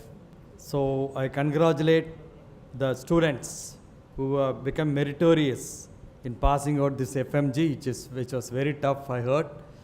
But only thing, this is not the first exam you are going to appear. There will be a lot of exams. This is going to be your life. Don't get disheartened. We have been through this. Everybody was through this. Still, I am humble to say I am an undergraduate student of C.M.K.Reddy as well as post-graduation under him. So it's a blessing to sit with him. I feel I have a fear. He was an examiner to us. Still I have the fear. Still I have become a professor of surgery in Stanley Medical College where he worked as a honorary thing. So I said, ask Gani what to talk to you. What things you need. So it should be advice, or it should be because you have become colleagues to us now. Somebody will be joining Stanley, or somebody will be going to private sector, and then we treat it as colleagues. C.M.K.Reddy treated me as a colleague. He remembers every person from his day one. He remembers by name. We remember by his teachings. That's what the pride we give to the teachers. I congratulate the parents. So, your students, you have made your parents proud. I don't know, Thiruvalur said, what is the nature of a student to offer to a parents? This is this. You have made them proud. Give a claps to them. Their hardship, without their hardship and everything, their sweat, blood, you have been like this. Don't forget in your life. Don't leave them. Just give respect to them. Next is Guru. Don't forget your teachers. So I am in a teaching profession inspired by Sir C.M.K.Reddy. He used to teach us daily, day to day. His rounds will be very humorous. We won't forget a point on subject as well as his humor. Today his humor was a little less. I don't know why. I think he had a lot of appointments. He would have made the audience into roaring in laughter and stomach paining and anything. Just we had enjoyed the thing. We made as him a guru. So one advice. So I have seen many people nowadays in medical students with beard and with bathroom chapels and thing. We were there. He used to take with shoes, with neatly shaven, neatly dressed. This gives dignity with the patients. The patients will have to respect you. Nowadays it is coming down. I ask you to be kindly groomed as a doctor. Next, as a communication skill with the patients. Listen to them from the beginning. It may help you in their passing the exams as well as getting a diagnosis. And then be polite with your colleagues. Nowadays many things is missing. Good morning, sir. Good morning, good afternoon. Bye. Have a nice day. This is all missing in our thing because we are treating patients with all tensions. Just happy morning. That will be a best thing. More than a good morning. Have a nice day. Just that will be moving with your colleagues. Nowadays, this will go in a big way. You won't forget anybody in your life after that. Next is get into some activities. As we are going to become house surgeons. I have made a club there in Stanley where we go to the slums, as Sir said. It was there before in the community medicine. Nowadays, our PHCs are too much upgraded. When we went to the primary health centers in our house surgency period, it was the slums. Just in Thiruvattur, as Goganandan said, we went in each and every lane of Thiruvattur to collect water samples for malaria, parasites. We have seen it practically. That's why we become a good physician as well as surgeon. Being a surgeon, it will not be, you won't want to learn medicine or communicable disease. This is the main thing we have to learn. Goganandan was doing a lot of things. I still remember going into some small lanes in Thiruvattur in North Madras, collecting specimens and treating the patients there in the house, at the outside. So medicine starts treating the patient at the house level. Now that is why we will get less patients in the medical colleges and the hospitals. If you don't treat at the house level by this type of preventing the communicable diseases, the patients will be loaded thing. And we are proud to say our state is the only state which has produced lot of doctors. We are second in all over India and Asia also. According to WHO status, we are producing lot of doctors. We were now self-sustained now. We have adequate doctors in our community. Now we are going to give it to Jharkhand, other states now. They need doctors. There are a lot of interview coming up. You have got a lot of opportunity to work all over India. And then get into, as I said, we are making a club there in any medical colleges. In natural calamities, we were the first to reach to Nagapattinam from Stanley Medical College on the day 1. So our students and our professors and we went there. We were there in the field for 3 days. It was a thing, work for the community, what the community gave us to us. Because the patients we are treating free, they are the people we gave our food. So treat them properly. So reaching community level is very, very important. So have a quality time. That's why Damodaran sir said, try to relax. Whatever time you get, just get into some sports activities or social activities. I ask you to join IME. That's more important because this, there is any problem in the public, we have to fight in a community, doctors community. Now we are in a doctors community. We have to be united to fight everyone. So after finishing the thing, join the Indian Medical Association or any association of any part, surgeons or physician, anything, so that we have a good quality time. Although we have continuing medical education, update your day-to-day thing, what is coming up in the medical field, as well as we have got good time. We celebrate Pongal, as well as Deepavali, as well as Tamil New Year's Day. So make your quality time also, spend with your children, spend with your family, because in the daytime, in the end of the day, you are going to go home and have a good rest with your family, have a quality time. So pursuing higher educations, there are a lot of fields there in the medicine, not even only surgery. You want to go into medicine, lot of non-medical sites. You can go into some research, because India needs research now. And then one is lacking is documentation. From day one of your house agency or anything, document what you did, what was new, what was found by you. Documentation is very low in India. That's why we don't not able to get lot of benefits to India. So documentation is very important. What you do on day one, have your logbook. Write your thing, what you did on a day one, on day two, on a night duty, any interesting cases. And that too, I am a trauma nodal officer for the Stanley Medical College. Treatment of trauma has become a headache to us. So you have to train yourself in triaging. We get lot of road traffic accidents. Day by day it's increasing. After this trauma initiative has come, it has come down, the mortality has come down. But you have, in I think other areas, the trauma is less. In India, that too in Chennai and South India, we are the leading trauma patients. So you have to know about the treatment of trauma. That is in the basic MBBS level. And try to do some research work in every field, what you are interested, as well as do some justice to your public. Because from where we learn everything. This is basics. Now, after completing your medicine and FMG, now you are coming to practical training. What we learned, you learn, you are going to make it possible in the thing. That's why there is this residentship. I think many of you have completed a residentship there. The last year was resident, I think, in some other colleges or in outside India. This is going to be a honors degree. Second thing, we don't know about the diseases in Russia, Philippines, and China. So you're going to teach us also. Still I am learning from my students. So I'll try to learn from you also. Okay, have a good day. Congratulations on passing these exams. And then I congratulate the Gani as well as David sir for making your dreams come true. Many had dreams. That's why Abdul Kalam said, Kanavu Khan.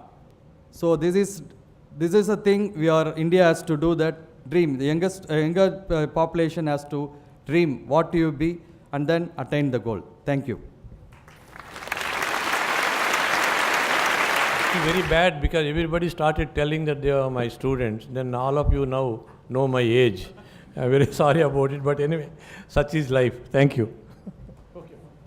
Please, I call on to the stage Dr. Govardhanan Maran. Some of our students arrived late. Please give round of applause. And next, Dr. Meera Shankar. Please.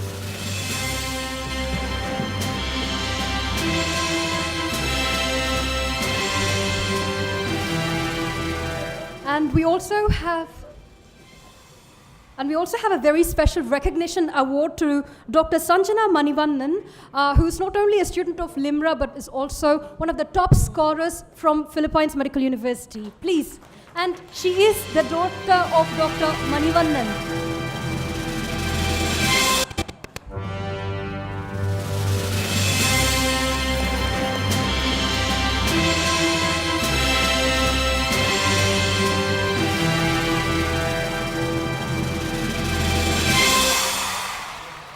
Thank you very much, Dr.C.M.K.Reddy.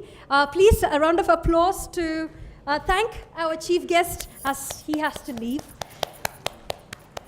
Thank you very much, guests. Now, finally, I'd like to call on to the podium Dr. David Kay Pillai, who is the CEO of Trans World Education Academy. He also runs a hospital here and represents one of the top medical universities in Philippines to come and inspire our students. Thank you very much, sir. Good morning to every one of you. Thank you so much. I'm sorry that you're all delayed and you're getting late. It's almost now lunchtime and I'm asked to talk in the 11th hour of the day. But still, the problem is when I start the talk, it'll be never ending. So that's my worry. Now, in any case, I'll try to finish it shorter. First of all, I would like to thank Gunny Bhai for giving me this wonderful opportunity. A dedicated person in the medical field who has taken this profession as passion. As Dr. Reddy rightly said, he's not doing it for the sake of making more money. He is serving the country, producing the best doctors. And he is my partner for the last 1 decade. And we had the opportunity of producing the best. Now, I was really honored when I was asked to sit amongst the elite of their profession. I felt for a while that I'm also an elite, though I'm not. I felt so nice to sit in the rostrum, to share the dais with you all. You all have really achieved. Dr. Guganandan, my close friend, Doctor, we look forward for your association in a long way. Dr. Vikas, Dr. Damodaran, and Dr. Manivannan, and of course, Dr. Reddy left. Now, before I would go any further, I would like to introduce myself. I'm Dr. David Kay Pillai. I live in Pune. I started my life as a I started with a humble beginning. Today, I'm so much associated with medical education, and we do have now close to 6,000 students in our university where I'm the strategic partner. Up to now, we have graduated 1,600 students, and most of them have passed the screening exam, and they're serving all throughout the country and even in most of the other countries. I do have students who are serving in Loma Linda, in John Hopkins, and also in Mayo Clinic. This is a great pride that our students got a chance to serve there. Well, before I go any further, can I speak in Tamil? Most of you would prefer Tamil, is that so? I think why you're all dull? You're tired, you've been listening a lot, and I'm sorry that you're forced to listen to me also. I quite often speak in English, but this time I thought that I will try in Tamil so that most of you could understand, because there are some who would prefer to listen in Tamil. Well, Dava Medical School la naan kittatta oru 10 varshama adu kuda association la irukken. 1999 la இந்த medical education ஃபீல்டுக்குள்ள நான் வந்தேன். இன்ன வரைக்கும் நான் சொன்ன மாதிரி 6000 ஸ்டூடெண்ட்ஸை நாங்கள் கேட்டர் பண்ணிட்டு இருக்கிறோம்.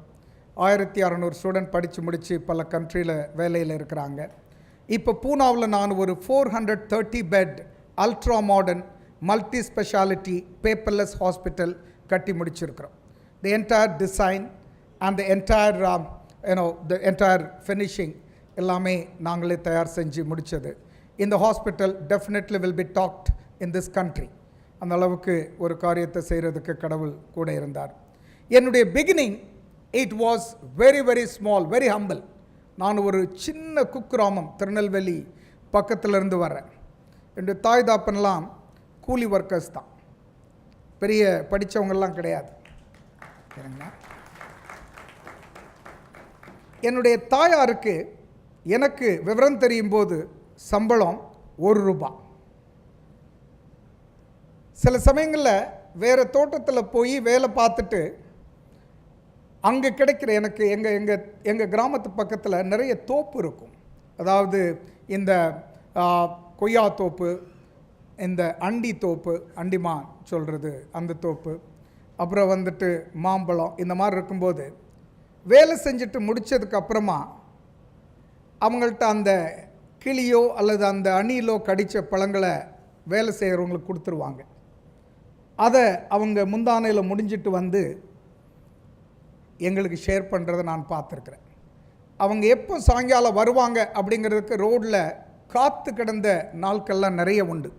அதை கூட கொண்டு வந்து அதை வெட்டி அந்த பாகத்தை, மோசமான பாகத்தை எடுத்துட்டு அதை கொடுக்கும்போது அவங்க கண்ணில் இருக்கிற ஆனந்தம் ரொம்ப அதிகமாக இருக்கும். இவங்களுக்கு ஏதாவது செய்யணும். எங்களுடைய அம்மா கையெல்லாம் பார்க்கும்போது சுரசுரத்து இருக்கும், கிட்டத்தட்ட ரத்தம் வர அளவுக்கு இருக்கும். சில சமயங்களில் உள்ள வேலையை பார்க்கும்போது அந்த பருத்தி மாருங்கள்லாம் பிடுங்கக்கூடிய ஒரு சில தொழில் இருக்கும். நான் பெரிய பையனானதுக்கு அப்புறம் கூட வந்துட்டு அந்த பருத்தி மாறு, அதாவது அதெல்லாம் முடிஞ்சதுக்கப்புறமா அதை பிடுங்கி எடுக்கணும். அந்த காட்டில் எடுக்கும்போது நான் பெரிய பையனான அப்புறம் கூட வந்துட்டு அந்த பருத்தி மாறை எடுக்க முடியாது. என்னுடைய தாயார் ரொம்ப ஒல்லியாக இருப்பாங்க, ரொம்ப ஆர்டினரியாக இருப்பாங்க, எ ஃப்ரெஜைல் லேடி. ஒரு எட்டில் விசுக்குன்னு பிடுங்கி போட்டுருவாங்க. அதுக்கு உறுதுணையாக இருந்தது என்னங்கிறத நான் இப்போ ஆராய்ச்சி பார்க்கும்போது அவங்களுடைய வில் பவர், வேறு ஒன்றும் கிடையாது. பாடியில் ஸ்ட்ரென்த் இருந்ததான்னு கேட்டால் இல்லை. என்னுடைய குழந்தைங்களை காப்பாற்றணும், அவங்கள முன்னேற்றணும், அவங்கள ஒரு படி நான் முன்னாடி கொண்டு போகணும் அப்படிங்கிற ஒரு வெறி அவங்க உடம்பில் அந்த சக்தியை கொடுத்ததுன்னு தான் நினைப்பேனே தவிர அவங்களோட உடம்பில் உண்மையிலே சக்தி இருந்ததில்லை. இன்றைக்கி வாழ்க்கையில் ஜெயிக்கணும்னு சொன்னால் it is going to be a will power. It's going to be a will power. இன்றைக்கி என்ன கூப்பிடும்போது நான் நினச்சேன், ஸ்க்ரீனிங் எக்ஸாம் எழுத போகிற குழந்தைங்களுக்கு நான் பேசணுமோ அப்படின்னு சொல்லித்தான் நினச்சிட்டு இருந்தேன். ரொம்ப சந்தோஷம், எழுதி முடித்து ஜெயிச்ச குழந்தைங்களுக்கு பேசுகிறது கழிச்சதுக்காக நான் காலையில் தான் ஃபிலிப்பீன்ஸ்லேருந்து வந்தேன். நேராக ட்ரெஸ் பண்ணிவிட்டு இங்கே ஸ்ட்ரெயிட்டாகவே வந்துட்டேன். இல்லை வந்து பார்க்கும்போது ஒரு பெரிய ஆனந்தம். இன்றைக்கி ரிபப்ளிக் டே வேறு, நீங்கள் ஜெயிச்சிட்டீங்க. It's not an easy thing. You have done the most difficult thing on earth. Education, அதுலேயும் வந்துட்டு மெடிக்கல் எஜுகேஷன் சொல்லும்போது இந்த பிரமிடில் த டாப்பில் இருக்கிறதா மெடிக்கல் எஜுகேஷன் கண்டிப்பாக சொல்லலாம். Not ordinary education. It's not going to be so easy. எத்தனை ராப்பகல் நீங்கள் முழிச்சிருந்திருப்பேங்கிறது எனக்கு தெரியும். என்னுடைய குழந்தையும் மெடிக்கல் எஜுகேஷன் தான் படிக்கிறாங்க. I look at the difficulties. It's not an easy thing. It's really difficult and you have chosen the best, the most respected possible in life. அது ஈஸியாக வந்துருப்போவாது. டாக்டர் குகநாதன் கரெக்டாக சொன்னாங்க, இது எண்ட் இல்லை, இது பிகினிங் தான். நீங்கள் ஸ்க்ரீனிங் எக்ஸாம் எழுதி முடித்து பாஸ் ஆகிட்டுங்கிறது வந்துட்டு ஒரு beginning. This is not going to be the end. மெடிசனை பொறுத்தவரையில் there is no end at all. Everything is a beginning and everything is going to be an examination. ஒவ்வொரு பேஷண்ட்டை பார்க்கும்போது கூட it is going to be an examination இல்லையா? ஒவ்வொரு பேஷண்ட்டும் ஒரு பரீட்சை எழுதுகிற மாதிரி தான். It's not going to end. So இப்போ தான் ஆரம்பிச்சிருக்கிறீங்க. வில் பவர், ஒரு டெடிக்கேஷன், ஒரு டிட்டர்மினேஷன், ஹார்ட் ஒர்க் இருக்குன்னா கண்டிப்பாக நீங்கள் ஜெயிக்க முடியும். இது ஆர்டினரி படிப்பில் நான் ஏற்கனவே சொல்லியிருக்கிறேன். நீங்கள் படிச்சுட்டு இருக்கும்போது உங்களுடைய பெற்றோர் எவ்வளவு கஷ்டப்பட்டிருப்பாங்க அப்படிங்கிறத நான் பார்க்குறேன். இங்கே மேடையில் கூப்பிடும்போது ஒரு பையன் தன்னுடைய தாப்புனாரை வந்து அந்த பரிசை வாங்குற மாதிரி சொல்லியிருந்தார். அவர் தினகரன் நினைக்கிறேன். ஆம் ரைட்? அந்த தாப்புனார் கண்டிப்பாக இன்னும் ஒரு 10 வருஷம் அதிகமாக உயிர் வாழ்வார். அவருக்கு எத்தனை வருஷம் இருக்குதோ அதுக்கு மேலே இன்னும் ஒரு 10 வருஷம் இருப்பாருங்கிற நம்பிக்கை இருக்குது. என்னுடைய தாயார் நான் ஜெயிக்கிறத பார்க்க மாட்டாங்களோ அப்படிங்கிற ஆதங்கம் மாத்திரம்தான் என் வாழ்க்கை முழுவதும் இருந்தது. ஒவ்வொரு படியும் நான் ஜெயிக்கும்போது என்னுடைய தாயாருக்கு நான் இதை திரும்ப கொடுக்கணும் அப்படிங்கிற ஒரு வெறியிலே ஒவ்வொரு படியாக முன்னேறும் போதெல்லாம் என்னுடைய தாயார் ஒரு 40-50 வயசுக்கு மேலே இருக்க மாட்டாங்களோ, ஏன்னா ஃப்ரெஜைல் லேடி, ஆஸ்மா மாதிரி இருந்தது, பல நோயெல்லாம் இருக்கிற மாதிரி இருந்தது. என்னுடைய வெற்றிப்படி ஒவ்வொன்றும் மேலே போக போக என்னுடைய தாயார் ஸ்ட்ராங் ஆகிட்டே வந்தாங்க. இன்னைக்கு 96 வயசு இன்னும் இருக்கிறாங்க. போன மாதம் ஊரில் போய் அவங்களுக்கு ஒரு பெலஷியல் வீடெல்லாம் கட்டி நான் கொடுத்துருக்குறேன். சின்ன பயம் என்னன்னு கேட்டால், ஒரு பெரிய காம்பவுண்டு வால் இருக்குது, அதை அடிக்கடி தாவிடுறாங்க. அதுக்காக அந்த காம்பவுண்டு வாலை கொஞ்சம் ஏற்றி கட்டிட்டு வந்திருக்கிறேன். 40 வயசில் போயிடுவாங்களோன்னு நான் வருத்தப்பட்டேன். அவங்க இன்ன வரைக்கும் இருக்கிறதுக்கும் இன்னும் இருக்க போகிறதுக்கும் ஒரே ஒரு காரணம், தன்னுடைய பையனுடைய வெற்றி மட்டும்தான். இங்கே இருக்கிற குழந்தைங்க உங்கள் பெற்றோரை எவ்வளவு நேசிக்கிறேங்கிறது எனக்கு தெரியாது. நான் வணங்குகிற தெய்வமும் என்னுடைய பெற்றோர்கள் தான், என்னுடைய தாயும் தாப்பனும் தான். அதை நீ செய்யும்போது உன்னுடைய முன்னேற்றத்தை ஒரு சக்தியாலும் தடுக்க முடியாது அப்படின்னு நினைக்கிற ஆள் அதை செய்கிற வரைக்கும். ஏன்னா நீ படிச்சுட்டு இருக்கும்போது அவங்க எத்தனை கஷ்டப்பட்டிருப்பாங்கன்னு தெரியுமான்னு உனக்கு தெரியாது. 2 வாரத்துக்கு முன்னாடி கனிபாய் நாங்கள் எல்லாரும் ஒரு பெரிய கிராஜுவேஷனில் பிலிப்பைன்ஸில் இருந்தோம். 461 ஸ்டூடெண்ட்ஸ் கிராஜுவேட் பண்ணாங்க. அந்த காட்சியை பார்க்குறது கிட்டத்தட்ட ஒரு 450 பெற்றோர் வந்திருந்தாங்க. நான் மேடையில் சொன்ன வார்த்தை தான், இந்த காட்சியை பார்த்த பெற்றோர்களுக்கு குறைஞ்சது ஒரு 20 வருஷம் ஆயுசு கூட இருக்கும். அவங்களுடைய வாழ்க்கையில் வேறு ஒன்றுமே தேவையில்லை, என்னுடைய குழந்தை நல்லா இருந்தால் போதும், அதுக்காக எந்த சாக்ரிஃபைஸும் பண்ணுறதுக்கு ரெடியாக இருக்கிறாங்க. ஒரு 4 வாரத்துக்கு முன்னாடி ஒரு பெற்றோர் என்னுடைய ஆஃபீஸில் வந்தாங்க. 4 வருஷமாக ஃபீஸில் நிறைய கடன் இருந்தது. கிராஜுவேஷன் பண்ணக்கூடாது அப்படின்னு சொல்லி, பண்ண முடியாது அப்படின்னு சொல்லி ஸ்கூலில் சொல்லிட்டாங்க. அந்த பெற்றோருக்கு 3 பொன் குழந்தைங்க, இது 4வது. 3 பொன் குழந்தைங்க, இது இல்லாமல் இருக்குது, இது 4வது குழந்தை. அவங்க வரும்போது ஒரு பை கொண்டு வந்திருந்தாங்க. சார், என்னால் பணம் புரட்ட முடியலை, எங்கிட்ட இருக்கிற அத்தனை நகையும் நான் எடுத்துக்கிட்டேன், பற்றாக்குறைக்கு நான் கட்டி கொடுத்துக்கிற குழந்தைங்களுடைய நகையை நான் கடனாக வாங்கிக்கிட்டேன், இதையெல்லாம் உங்களுக்கு கொடுக்குறேன், எப்படியாவது என்னுடைய குழந்தைய நீங்கள் கிராஜுவேஷன் பண்ண சொல்லுங்கள். இதை விட ஒரு சாக்ரிஃபைஷன் ஏதாவது இருக்குமான்னு எனக்கு தெரியலை. மாதா பிதா குரு தெய்வம், அன்னையும் பிதாவும் முன்னறி தெய்வம். இந்த வார்த்தையெல்லாம் கேட்கும்போது இங்கே இருக்கிற குழந்தைங்க, நீங்கள் இன்றைக்கி ஜெயிச்சிருக்கிறீங்க, உங்கள் கூடையே சேர்ந்து உங்கள் பெற்றோர் ஜெயிச்சு இன்றைக்கி உட்கார்ந்துட்டுருக்குறாங்க, அவங்க இல்லாமல் நீங்கள் ஜெயிச்சிருக்கவே முடியாது அப்படிங்கிறத சொல்கிறதுக்கு தான் நான் வந்திருக்கிறேன். உங்களுடைய வாழ்க்கையில் ஒவ்வொரு படியும் முன்னேற்றமாகவே இருக்கும். இந்த 4 வருஷம் 5 வருஷம் நீங்கள் படிச்சுட்ருக்கிற காலங்களில் உங்களுடைய பெற்றோர்களுக்கு எவ்வளவு அவமானம் இருந்திருக்குங்கிறத நான் எண்ணி பார்க்குறேன். சாதாரணமாக இல்லை, அங்கங்கே போய் கடனை வாங்கியிருக்கலாம், வெளிநாட்டில் போய் அனுப்பிட்டு நீங்கள் அனாவசியமாக இப்படி உட்கார்ந்துட்டுருக்கிறீங்களே, திரும்ப வருவாங்களா, அங்கே எதெல்லாமோ சொல்கிறாங்களே அப்படின்னு சொல்லி எத்தனையோ தவறான செய்தியை உங்கள் பெற்றோருக்கு அவங்க சொல்லியிருக்கலாம். அதையெல்லாம் தாண்டி உங்கள் மேலே ஒரு பெரிய நம்பிக்கை வச்சு இன்ன வரைக்கும் உங்களுக்கு சப்போர்ட் பண்ணி இங்கே உங்களை ஜெயிக்க வச்சுருக்கிறாங்கன்னு சொன்னால் அது அவங்களுடைய உழைப்பும் அவங்க உங்கள் மேலே வச்சுருந்த நம்பிக்கையும் தான் காரணம். இது நான் சொல்லும்போது ஒரு சைனாவில் ஒரு பேம்பு ட்ரெடியுடைய ஞாபகம் எனக்கு வர அந்த கதை, அந்த கதை இல்லை, இயற்கையாகவே இப்போ நடந்துகிட்ருக்குற. அதாவது சைனாவில் ஒரு பேம்பு ட்ரீ இருக்குது.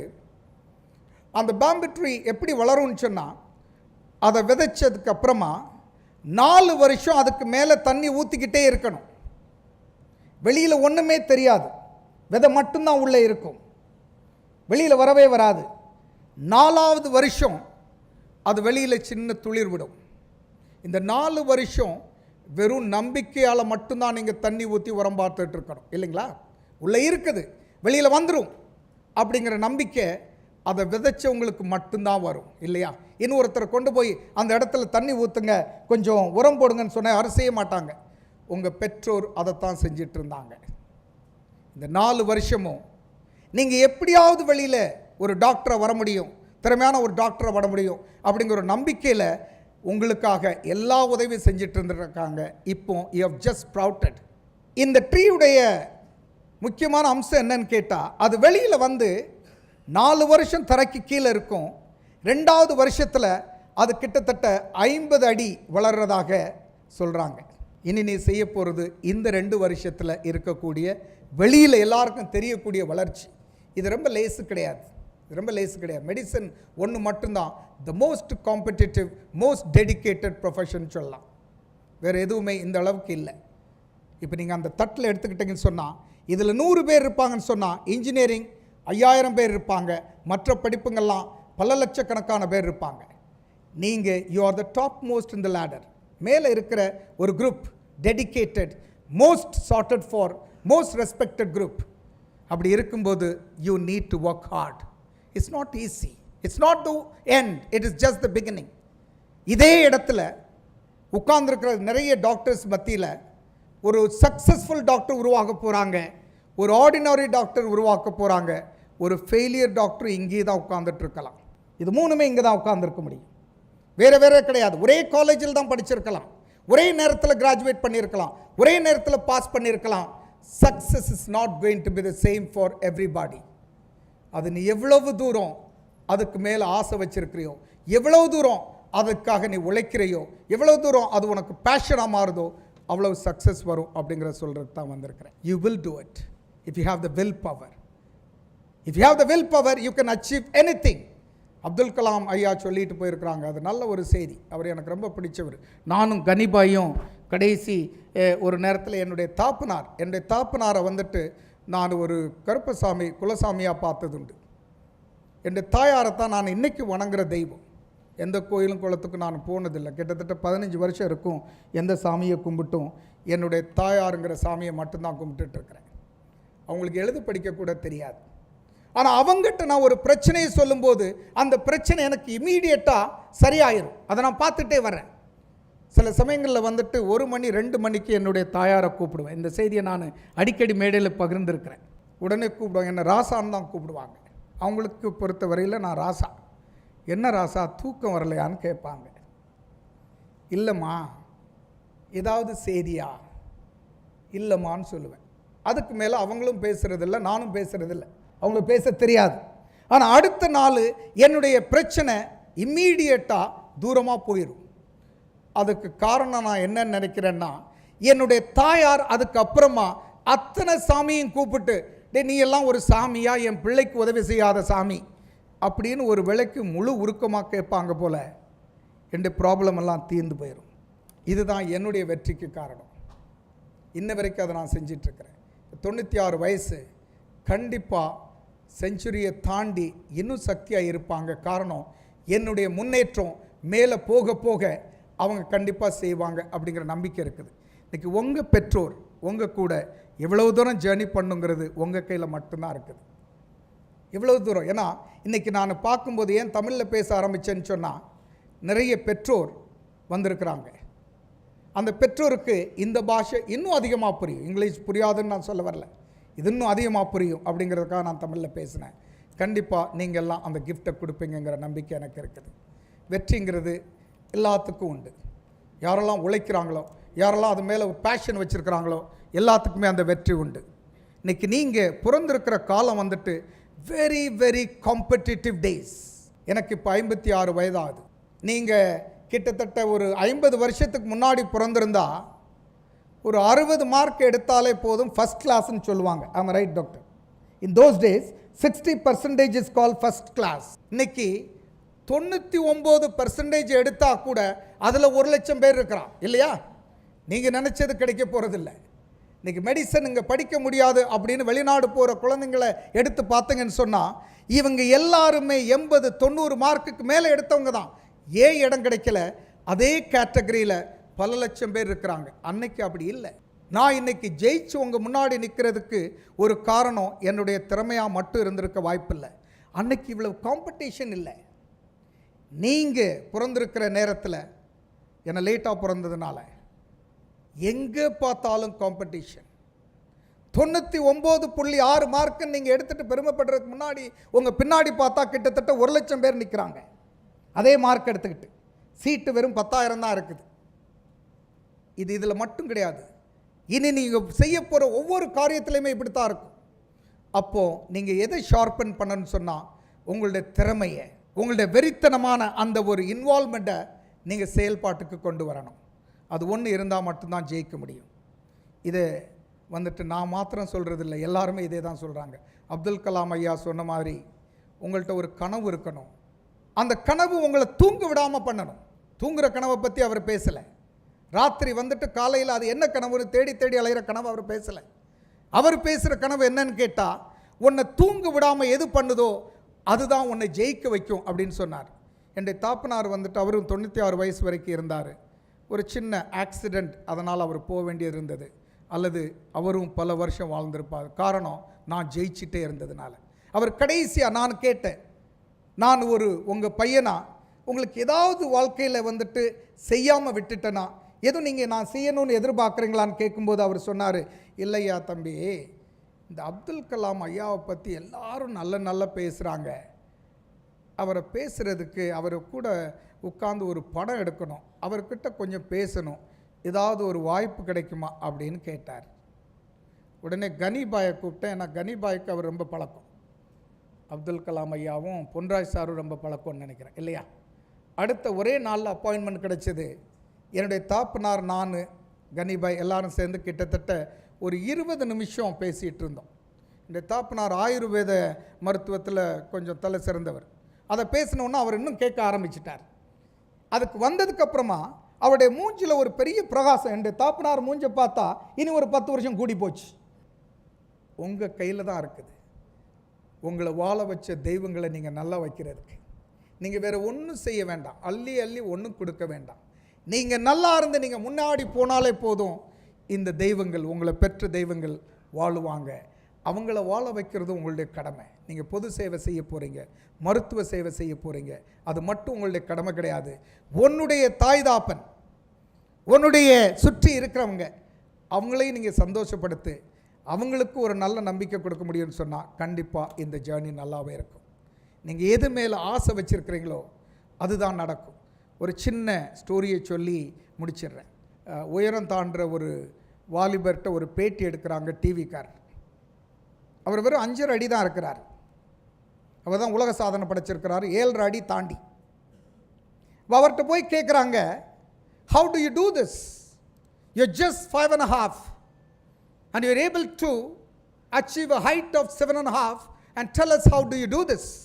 He says, I throw my heart above the rod first and my body has no choice but to follow. Wish you all the best. God bless you. God be with you. Thank you so much. Thank you. That was excellent. Dr. David, thank you very much for addressing not only the doctors but also the parents. So achievers, I hope that you took all of the words that Dr. David shared to your hearts and take it to the end of your lives. Will you? Oh, come on now. Please, a round of applause to Dr. Pillai. Next, as we are coming to the end of the program, I want to invite to this podium somebody special to all of us on a personal level, to the parents, especially to the students. And this is a man, he needs no introduction of whatsoever. For some he is a father figure, for some he is our grandfather figure.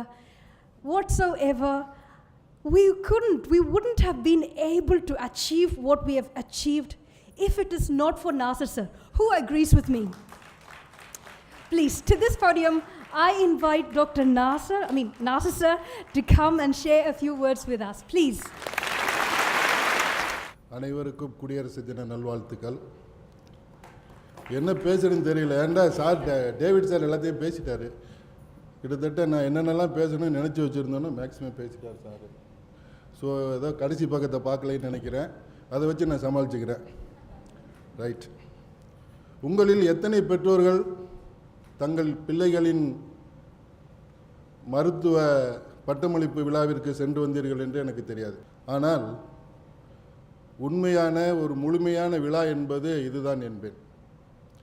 ஏனென்றால் உங்களுக்கு அங்கே கிடைத்தது படித்ததற்கான பட்டம். ஆனால் இது உங்களை இந்திய மருத்துவ கவுன்சில் இந்தியாவில் பணிபுரிய அனுமதி கொடுத்ததை கொண்டாடும் ஒரு விழா இது. இந்த விழா படிப்பும் பணியும் சேர்ந்தால்தான் ஒரு ப்ரொஃபஷனல் முழுமை பெற முடியும். சரிதானே? ரைட். ஸோ அதனால தான் நான் இதை முழுமையான விழான்னு சொன்னேன். இந்த விழாவிற்கு ஏற்பாடு செய்து கொடுத்த எங்கள் லிம்ரா நிறுவனர் திரு கனி அவர்கள் பாராட்டுக்குரியவர். அப்புறம் ஒருத்தர் நான் அறிமுகப்படுத்தணும். Daniel, please stand. He is the top scorer of Chennai zone, sir.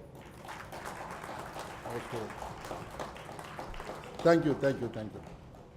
ஈன்ற பொழுதில் பெரிதுவக்கும் தன்மகனை சான்றோன் என கேட்ட தாய். நீங்கள் ஒவ்வொருவரும் உங்கள் பெற்றோர் பெருமைப்படத்தக்க அளவில் நீங்கள் இருக்கிறீங்க. டேனியல் மட்டும் இல்லை, டாக்டர் டேனியல் மட்டும் இல்லை, நீங்கள் ஒருத்தருமே 1000ல் ஒருவர் தான். ஒவ்வொருத்தருமே 1000ல் ஒருவர் தான். எப்படின்னா தெரியுதா நான் சொன்னது மகாலட்சுமி? எஸ், மொத்தமே இந்த வருஷம் பாஸ் பண்ணது 1000 பேர் தான். ஸோ யூ பீப்புள் ஒருத்தர் 1000-ல் ஒருவர் தான். நான் முதல்ல ஒருவன் சொல்லலாம்னு நினச்சேன். என் பொண்ணு அச்சீவர்ஸ்லாம் அப்படி வந்து ஜெனட்டிக் இதை பிரிக்கக்கூடாதுப்பா, அதனால் ஒருவர்னு சொல்லிவிடுங்க அப்படின்னுச்சு. ஸோ அந்த கரெக்ஷனை நான் ஒத்துக்கிட்டேன். இன்று நீங்கள் பெற்ற விருது இனி பெறப்போகும் விருதுகளுக்கெல்லாம், உயர்ந்த விருதுகளுக்கெல்லாம் அச்சாரமாக அமைய வேண்டும் என்று எல்லாம் உள்ள இறைவனை பிரார்த்தித்து உங்கள் அனைவருக்கும் எனது வாழ்த்துக்களை தெரிவித்து விடைபெறுகிறேன். நன்றி, வணக்கம். Can't you just feel the love that he has for us when he called us by name? Please, another round of applause to Nasir sir. And I also invite to the podium Dr. Jana Shaker to have a very quick word with all of us. Dr. Jana Shaker, please a round of applause to Dr. Jana Shaker. Just a small correction. I am not Dr. Jana Shaker. I am Engineer Jana Shaker. My daughter is Dr. Gayatri Jana Shaker. Respected dignitaries on the high table, dear parents, budding doctors and Limra team. Good morning. Now it's almost good afternoon, and happy Republic Day to one and all. We, the parent of G. Gayatri, were associated with Limra for the last 5 years. We have been witnessing the tireless efforts, hard work, and dedication of Mr. Muhammad Ghani, Mrs. Rani, and the entire Limra team towards fulfilling the ambitions of budding doctors and their dreams of their parents. Mr. Ghani has not only limited his services in sending the students abroad, but in guiding them from the stage of a student to the stage of a medical profession. It is easy to send students abroad, but the difficult task is maintaining the relationship and the services with the students as well as the parents for the entire 5 years and beyond, in spite of adding new batches every academic year.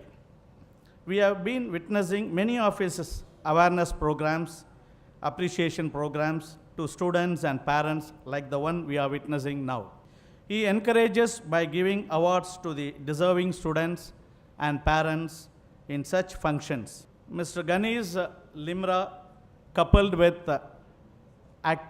famous Tamil actor Delhi Ganesh, their TV programs has created a serious awareness in overseas medical courses, in particular Philippines. And it has reached the nook and corner of Tamil Nadu. It is because of Limra and the comedy actor Delhi Ganesh. Otherwise, parents would have not been aware of these courses in abroad. Hence, we decided to appreciate his outstanding services in the field of educational consultancy to Mr. Muhammad Ghani, and we request to receive this award from Dr. David Kay Pillai as a token of appreciation. Thank you all. Jai Hind.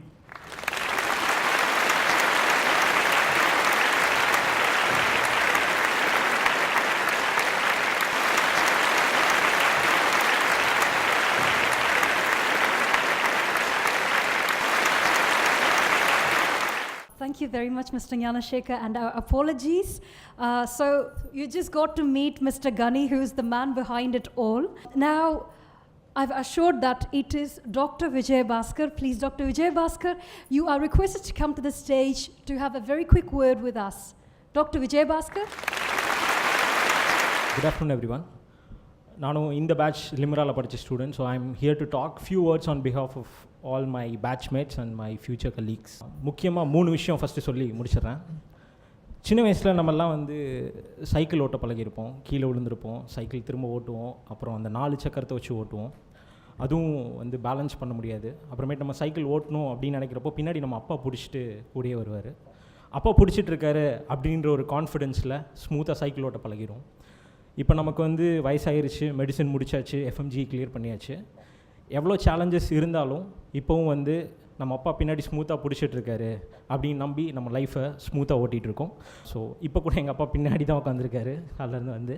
So எங்கள் அப்பா மட்டும் இல்லை, I am here to thank all the parents of all my batchmates because they are the real heroes of this event. ஒரு சின்ன கதை ஒன்று படித்தேன்.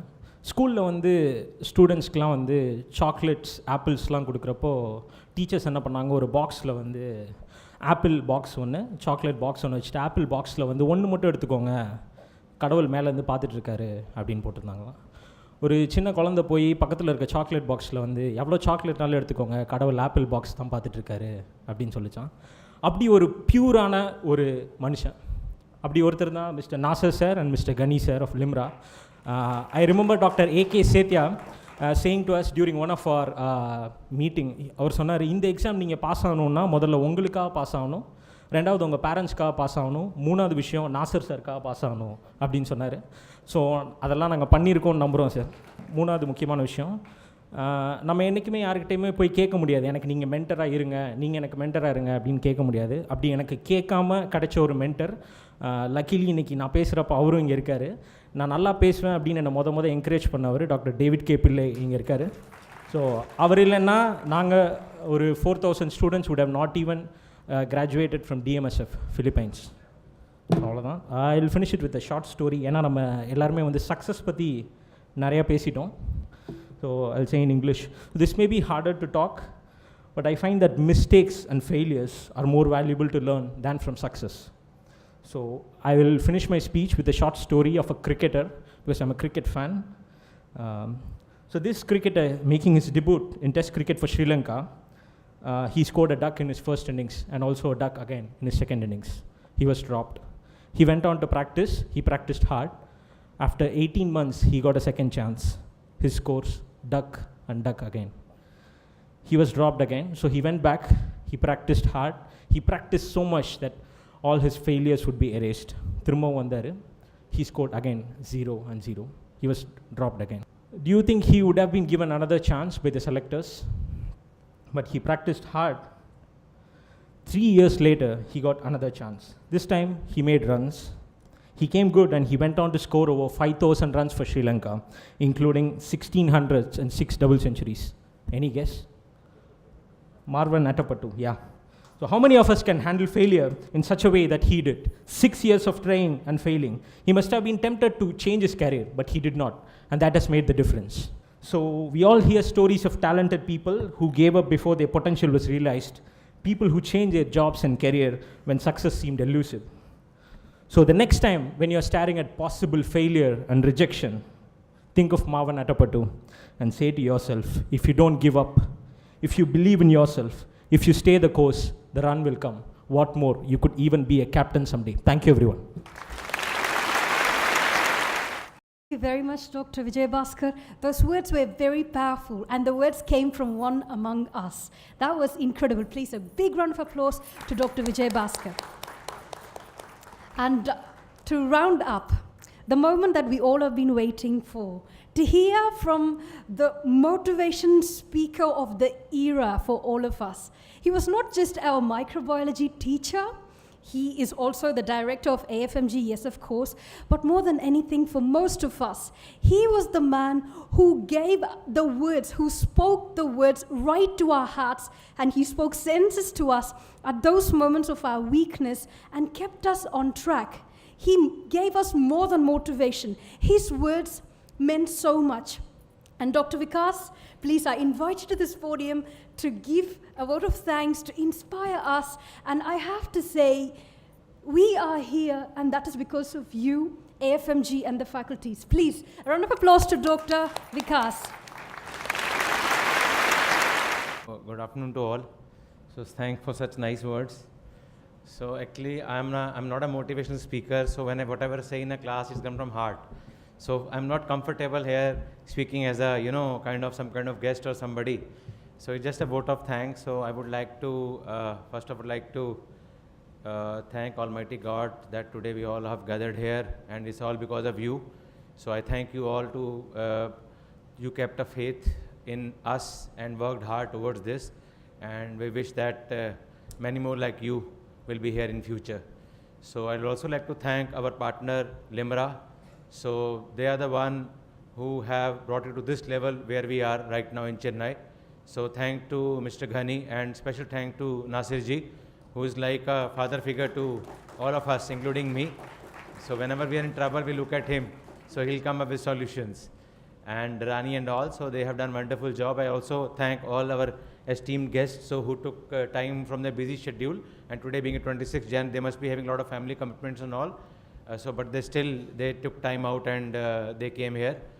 And lastly, my word of advice to you, as everybody has said before, so nothing for me left to say now, because whatever I would like to say, I would always said in the class. That was my role till that point, to motivate you to bring to this level. So, but now I can assure you that you guys deserve much more than this, because the kind of exam we had this time were really tough, with a passing percentage of less than 11%, and you are the one who have cracked it. So please don't stop here. And I have talked to more than 100 of students in Delhi who have cracked this exam, and believe me, close to 200 students I know personally who are pursuing PG.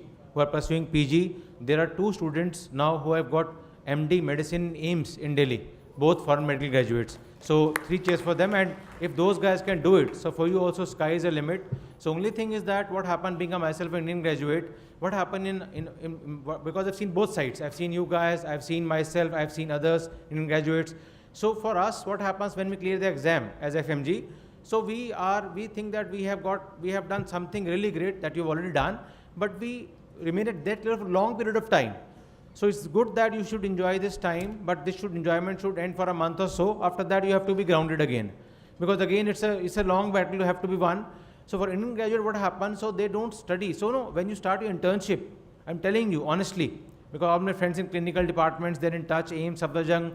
So all the faculty who are coming to teach you, they're all in the medical colleges, and including me. So when an Indian grad start his internship and you guys start your internship, your level is much higher.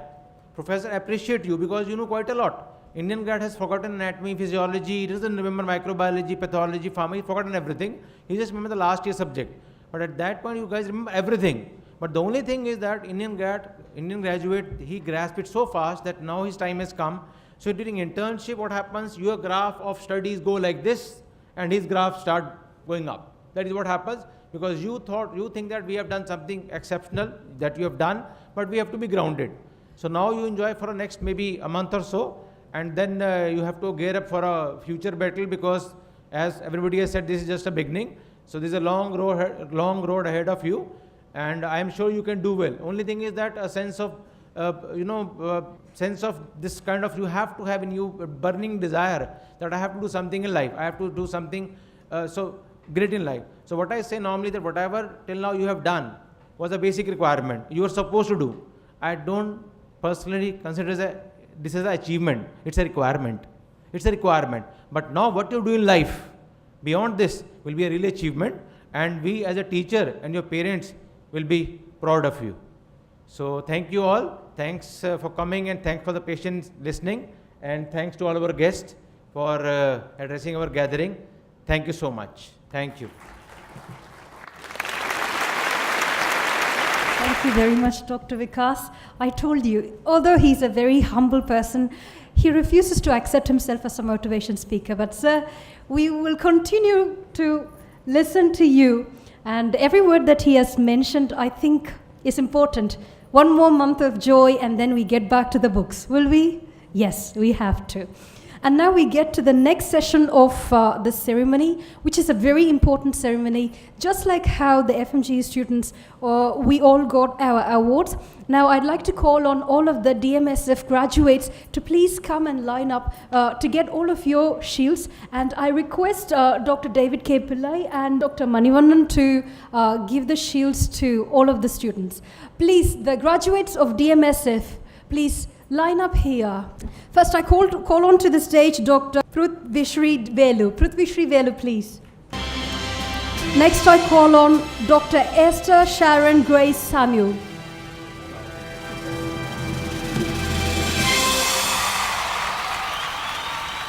Dr. Sai Yoga Shankara Balaji Ramamurthy. And I also call on Dr. Gerard Dr. Gerard Christopher Henry Peter.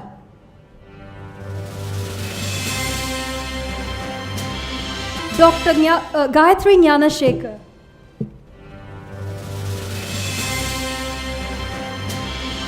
Dr. Josephine Moni Sneha Jairaj. Dr. Jairam Selvaraj. Dr. Robinson Miranda.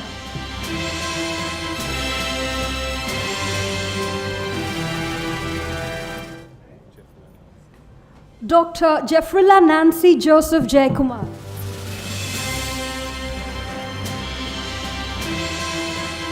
Dr. Rajarajeshwari Selvaraj. Dr. Rajarajeshwari.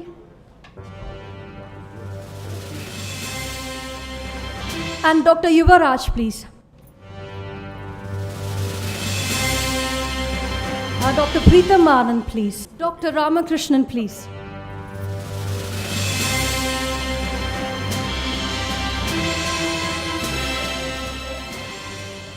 Thank you all, Dr. Guhanandam, Dr. David and Dr. Manivannan. Thank you so much. We still have 2 more students. I call on to the stage Dr. Praveen Richard.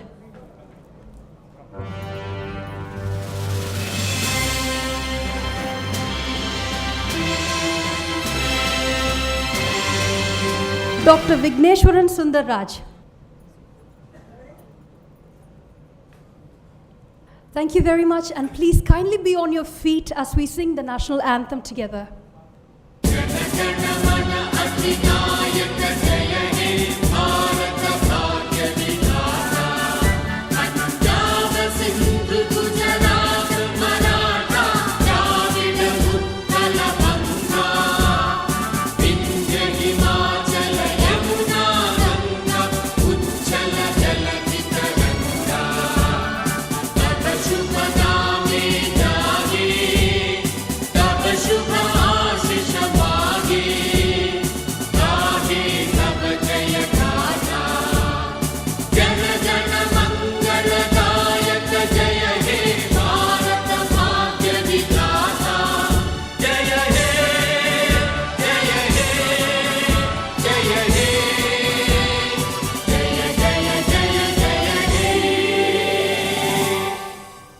Thank you all. And please, all the students, please come forward as we're going to take a small group photo together. And after this, we'll be breaking for lunch.